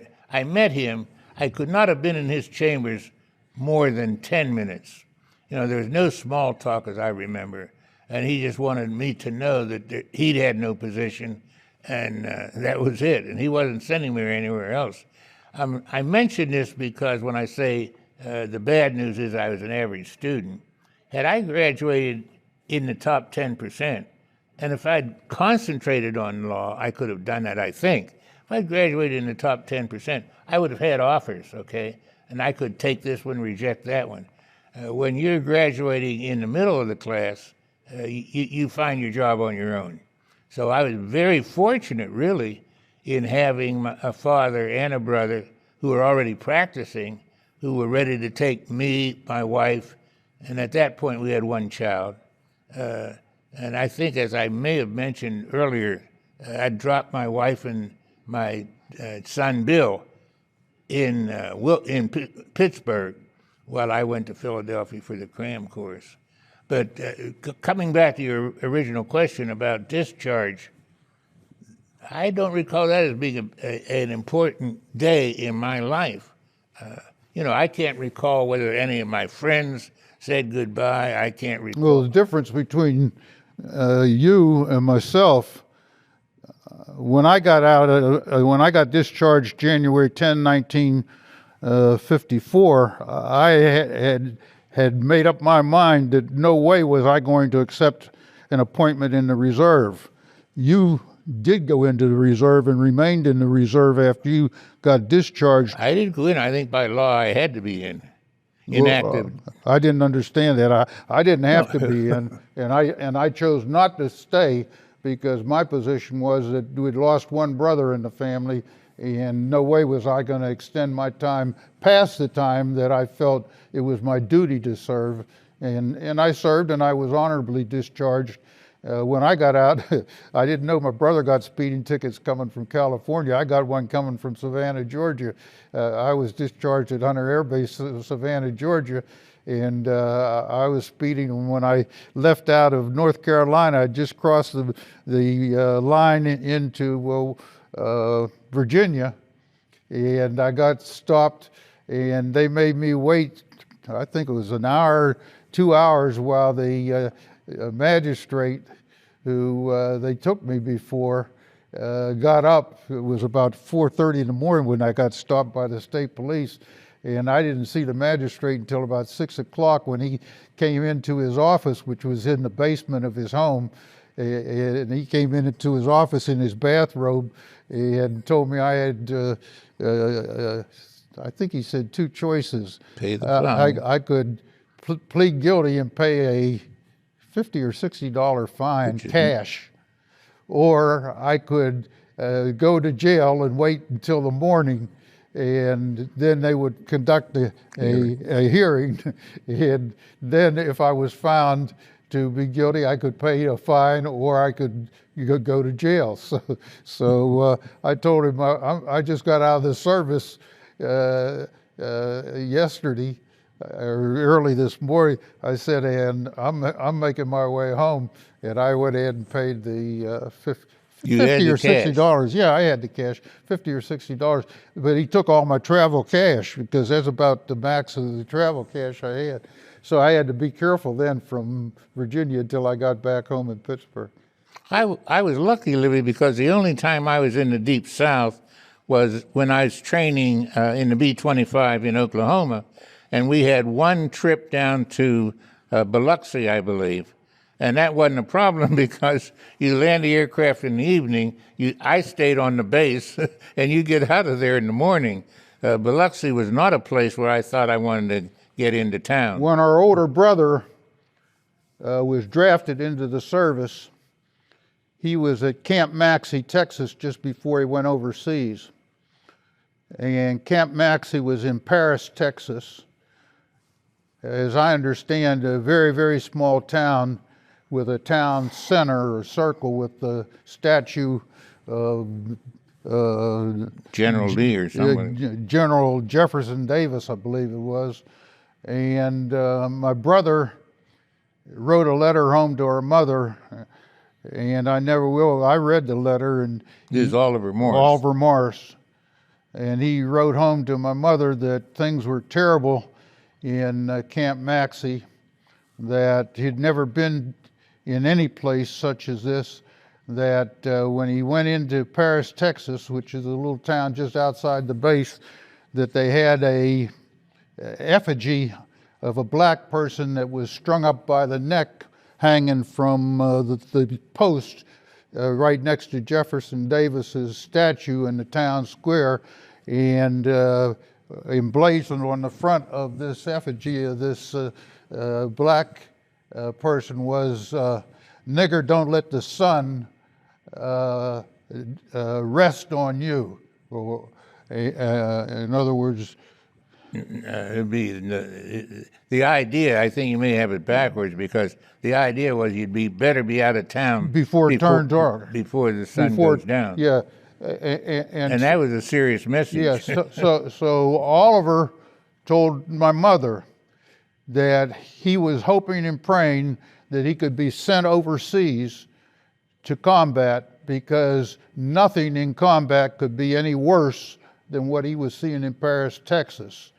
And so shortly after that, indeed, he was sent overseas. My mother was very concerned that he not be sent overseas. She was hoping he wouldn't be, and he was trying to allay her fear that Mom can't be any worse than what I'm seeing here in Paris, Texas. When he got sent overseas, my understanding is that his first duty station there was in a town north of London, some out in the boondocks somewhere. And he sent a letter home to her mother telling her that this family had taken him in as a, not quite as a foster son, but that when he had leave time, when he was able to leave base, they had taken him into their home to give him a place where he could feel that he was appreciated, and that they had, I think he said, 2 young daughters, and that the whole family had been nice to him, so that after he got killed, that was my feeling that at least he had been able to see that there was some humanity somewhere, given the fact he hadn't seen any of it in Paris, Texas. I had a good experience where I can't recall one time when I was called anything but sir or lieutenant or cadet. I can't recall one time when anybody in the military had treated me other than the best way possible. And I want to jump ahead. Now we've got a black female with how many stars? 4. 4-star African-American general. There's Well, so much that's Colin gone. Powell was a 5-star head of the Joint Chiefs of Staff, so that there's no question. Of course, we got Barack Obama, the President of the United States, but that's not to say that the millennium is coming. God's in his heaven and all's right with the world, not by a long shot. But when you're talking about your experiences, I can tell you, when I came back from Korea, my first duty assignment, I was supposed to get a choice of assignment. And I asked for Lockbourne Air Force Base in Ohio, because that was one of the few predominantly black air bases in the United States. And that's where the Tuskegee Airmen were predominant, at Lockbourne.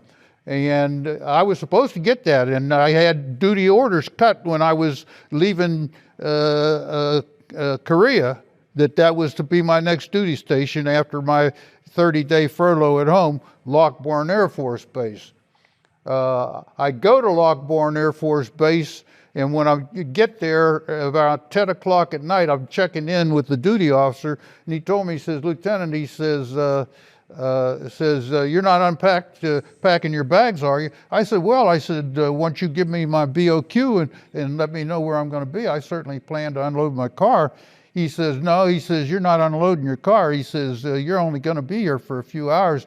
He says, you're supposed to go to Lake Charles, Louisiana. Oh I said, no, I'm not. I said, I just finished combat. I had a choice of assignment. I said, and you're still on active duty at this point. I said, and I chose Lockbourne Air Force Base, and I have orders showing, and I reached in my briefcase, showed him. He says, I understand you have orders for Lockbourne Air Force Base. He says, and I also have temporary duty orders for you that I was told to deliver to you once you got to Lockbourne Air Force Base, because you're now on temporary duty to Lake Charles Air Force Base in Lake Charles, Louisiana. I says, well, what am I being sent there for? He says, temporary duty. Well, that temporary duty was about 1.5 years of duty, and from there I went to Hunter Air Force Base, Georgia, and while I was at Lake Charles, Louisiana, when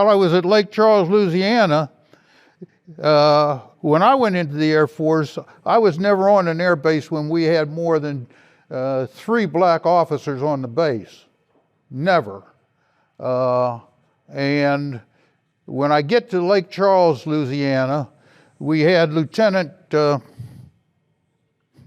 his name was just past me, but we had myself and Clarence Gentry from Bakersfield, California. The two of us were navigators, and can't think of the other, Creed, Leon Creed, Captain Leon Creed, I think.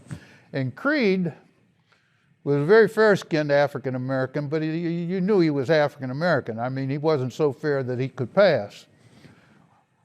Well, he had a girlfriend who was a native of Lake Charles, Louisiana, who was married to a producer or one of the millionaires out there in Hollywood.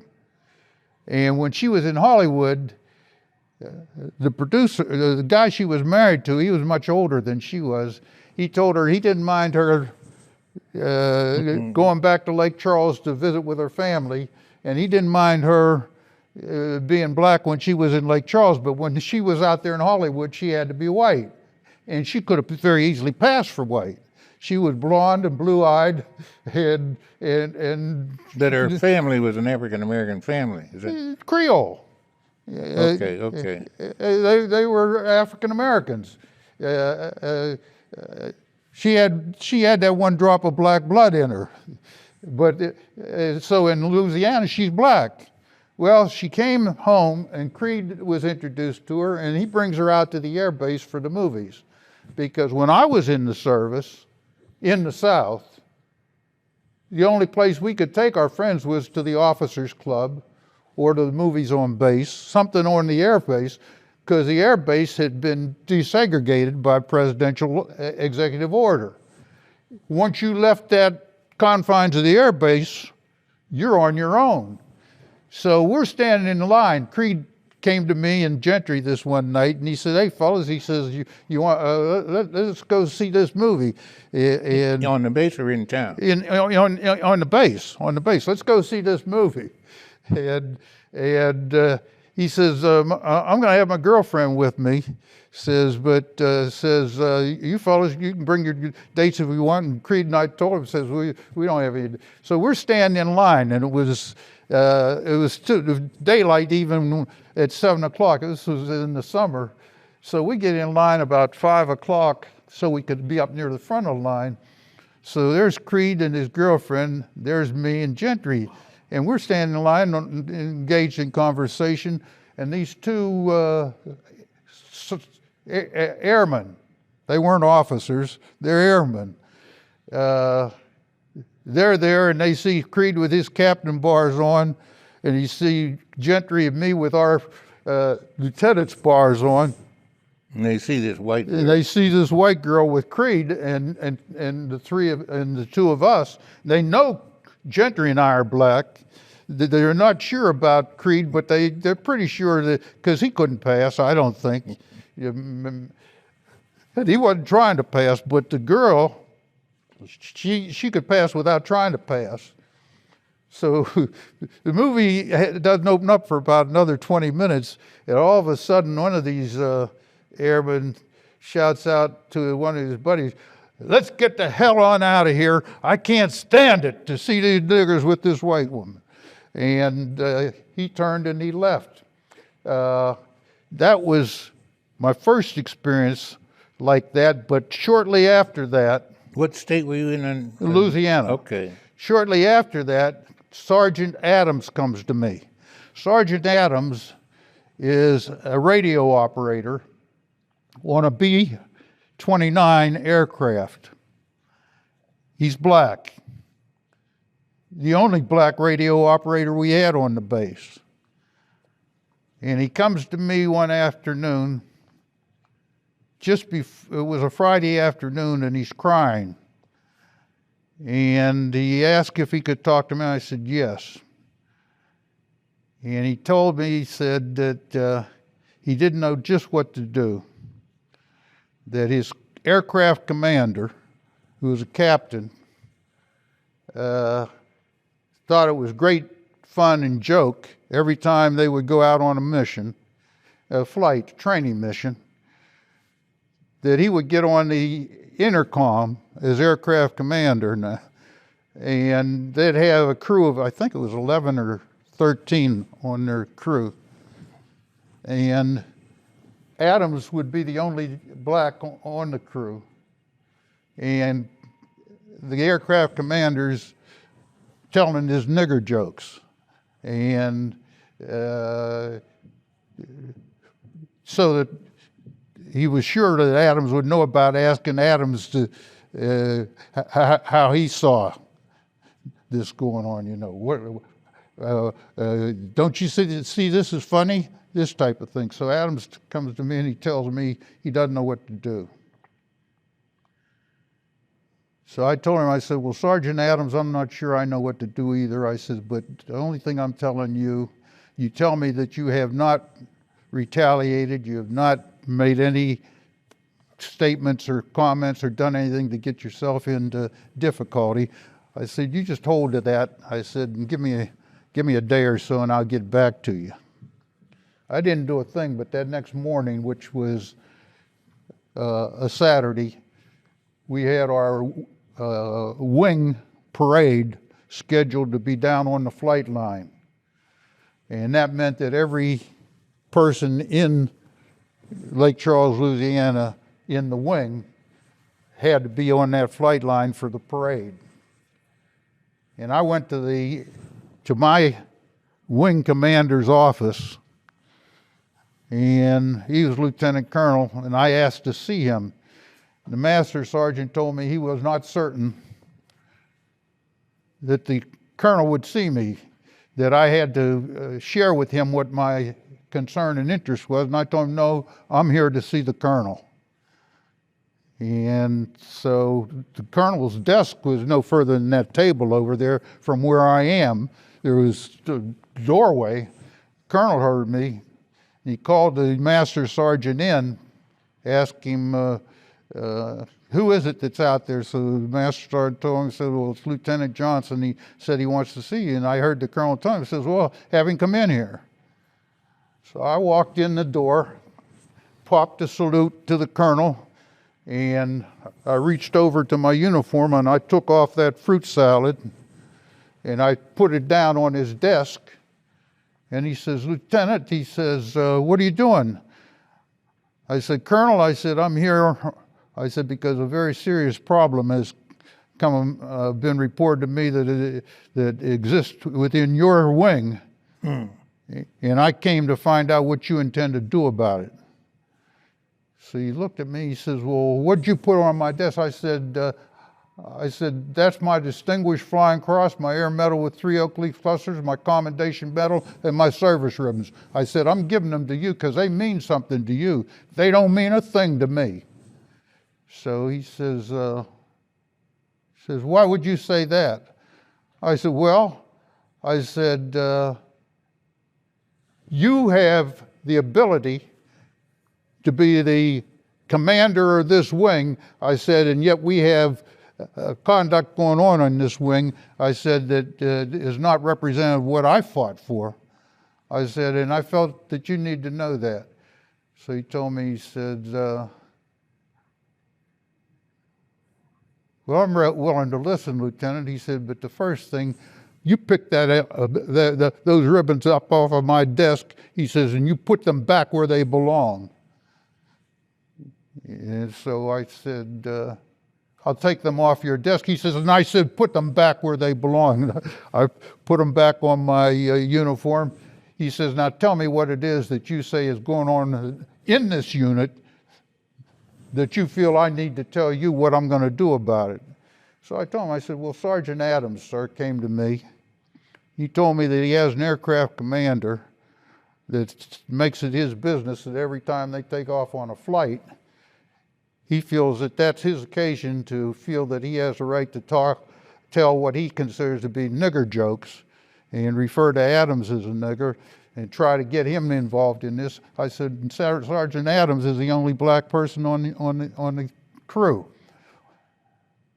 I said, and he came to me last night, tears in his eyes. I said, and he was very upset and emotional. I said, because he felt that he didn't want to get himself into difficulty, but he didn't know just how to go about doing something about it to get it to stop, so he doesn't have to undertake this. I said, and neither he nor I fought in combat for this.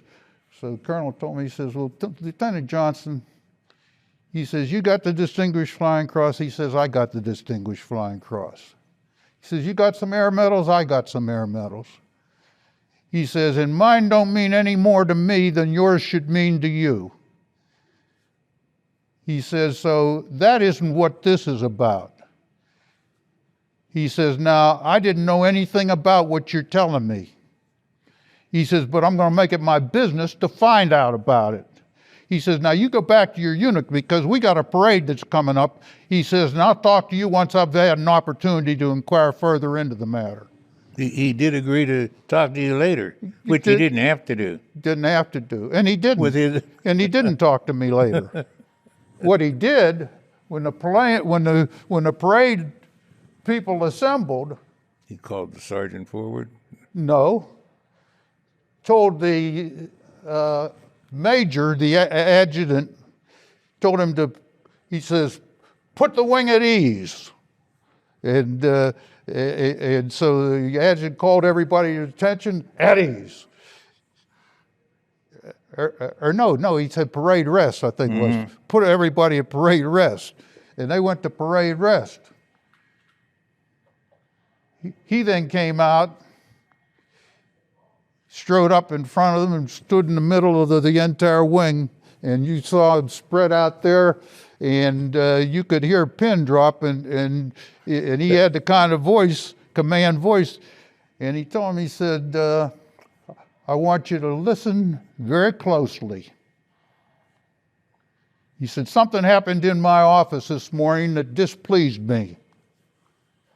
He said, I had one of my officers to come into my office and tell me that he felt that there was a problem that exists in this wing that I should know about, and he wanted to know what I was going to do about it.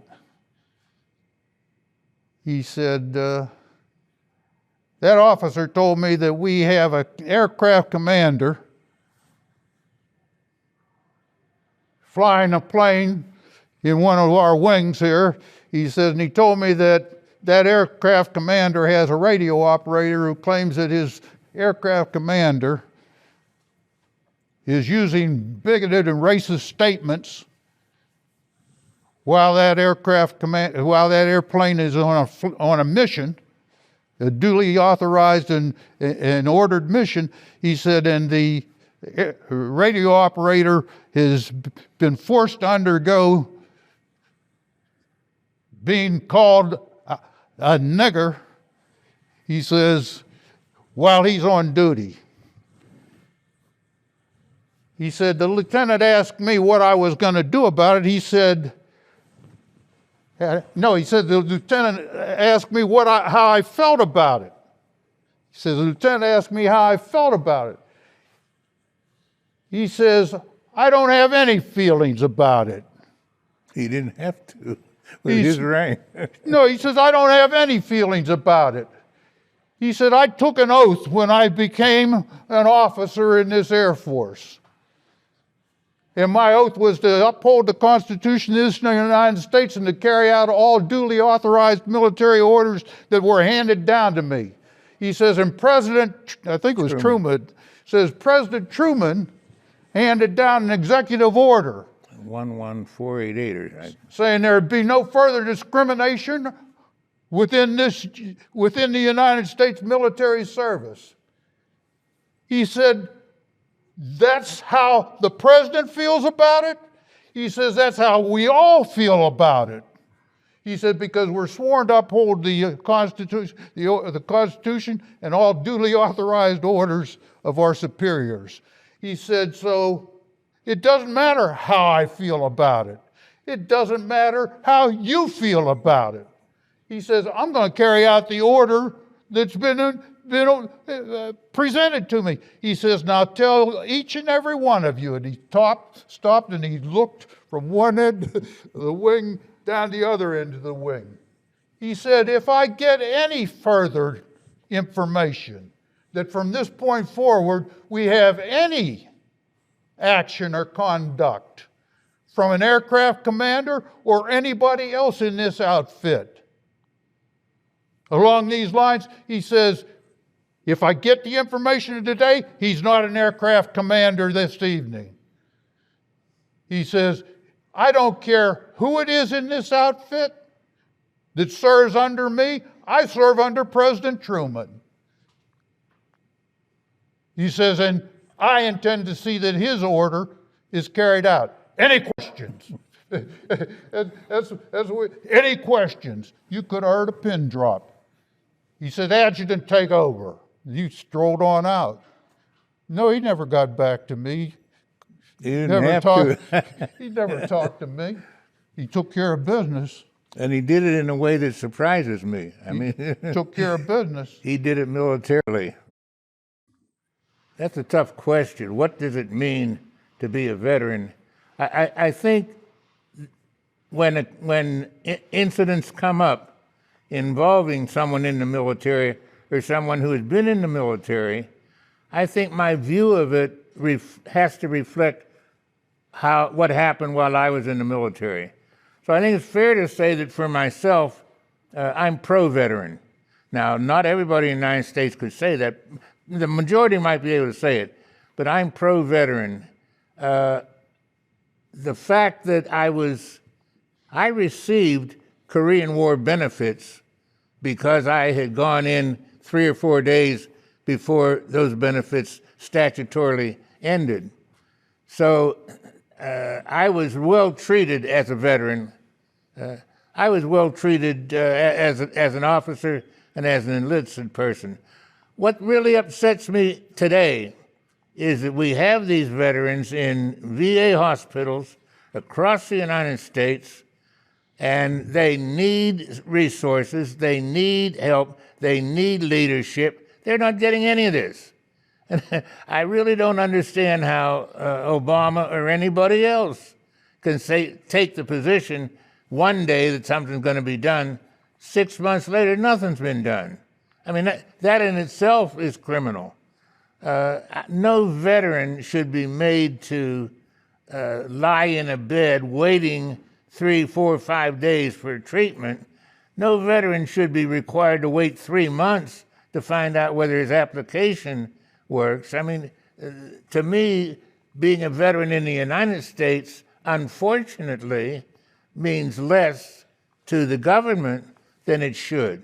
I really don't understand how Congress can sit there all doing nothing, and they've gotten reports. They've gotten reports, and they were true reports about what was happening to these veterans. I don't think I'll bet you in my lifetime I've only heard 2 or 3 stories about a veteran who did something wrong. It just doesn't happen. And yet they're treated like as if they're treated like as if they were an African American back in 1920, and that's wrong.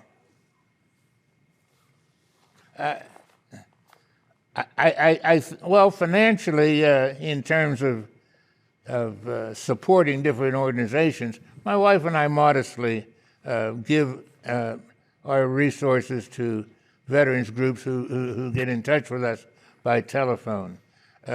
As Livy mentioned, when you have a great-grandfather who's a military veteran, when you have a father who's a military veteran, a brother who's in a cemetery veteran, another veteran brother, how could I possibly be anything but pro-veteran? Now, maybe I should be doing something personally, activity for veterans, and I'm not doing that. But at the same time, I don't think I've ever besmirched a person. You want to talk about veterans. One thing that excites me is the way that women have moved forward in the military. It'd be interesting to find out how they are being treated as veterans. I'll bet you it's different, and I'll bet you it's not as it should be. Your question to us was, how do I feel to be a veteran? I have many feelings, but my primary feeling is that every living human being within the United States who is a citizen of the United States should have the opportunity, and I'll even make it stronger than that, they should have the duty to give a minimum of 2 years service to this country. My view is that whether you're disabled, crippled, have mental problems, or whatever, that should not exclude you from the duty, which I consider also to be an opportunity to give service to your country. There's something that you can do.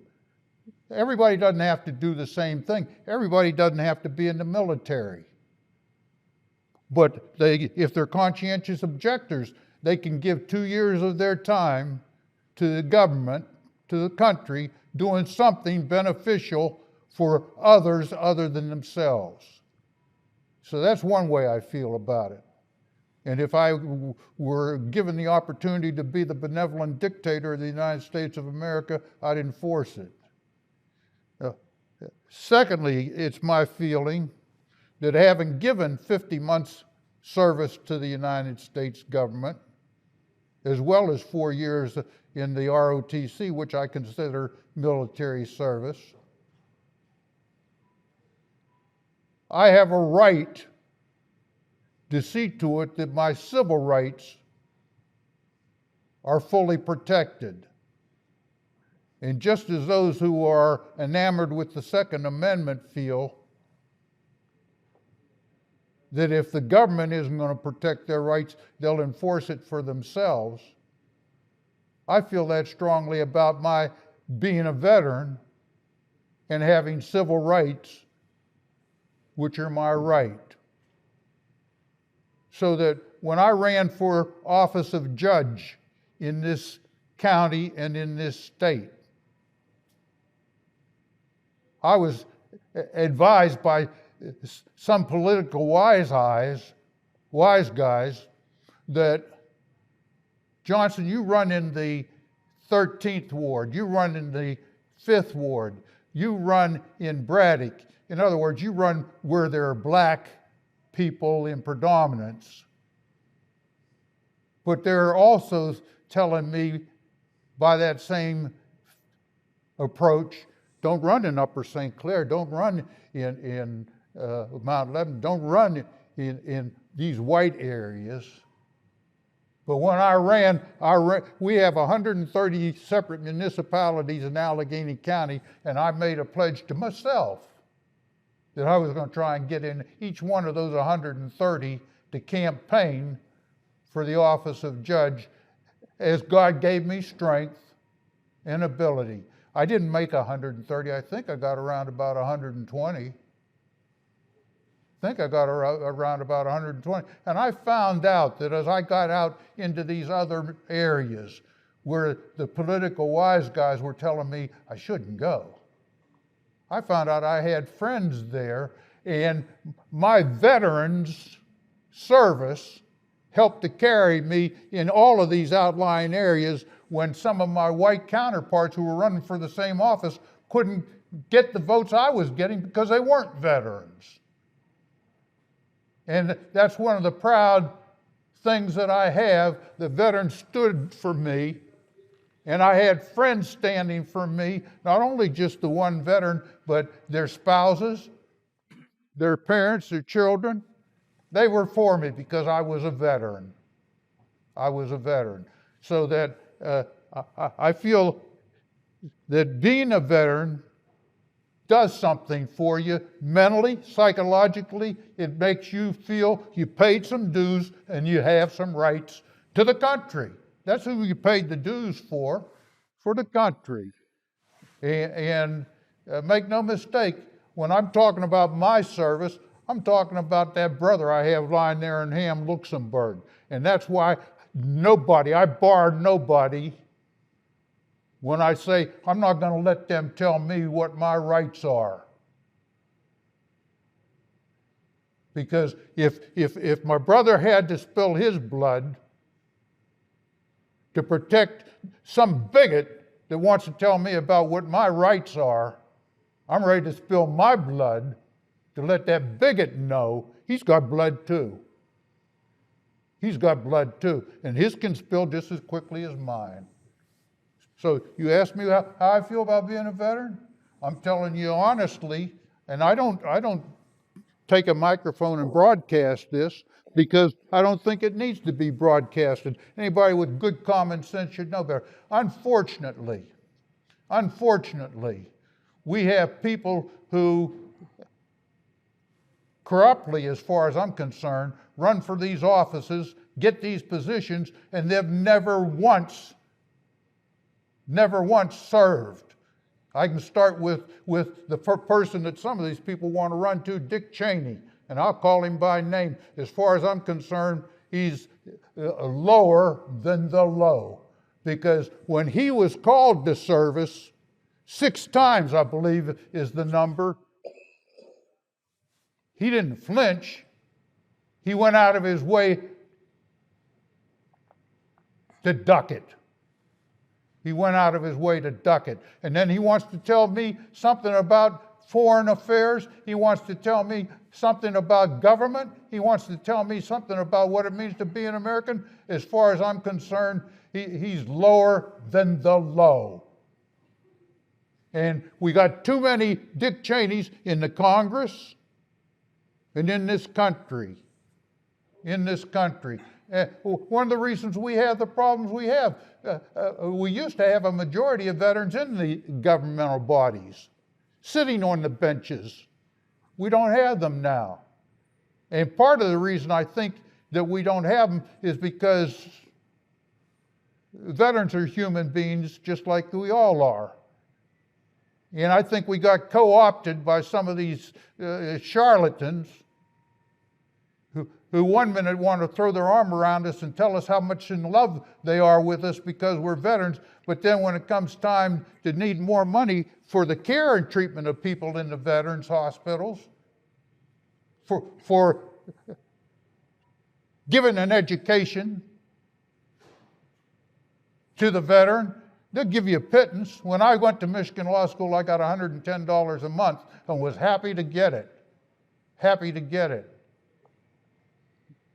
And I feel very fortunate that I was able to get it. It wasn't what they gave the World War II veterans.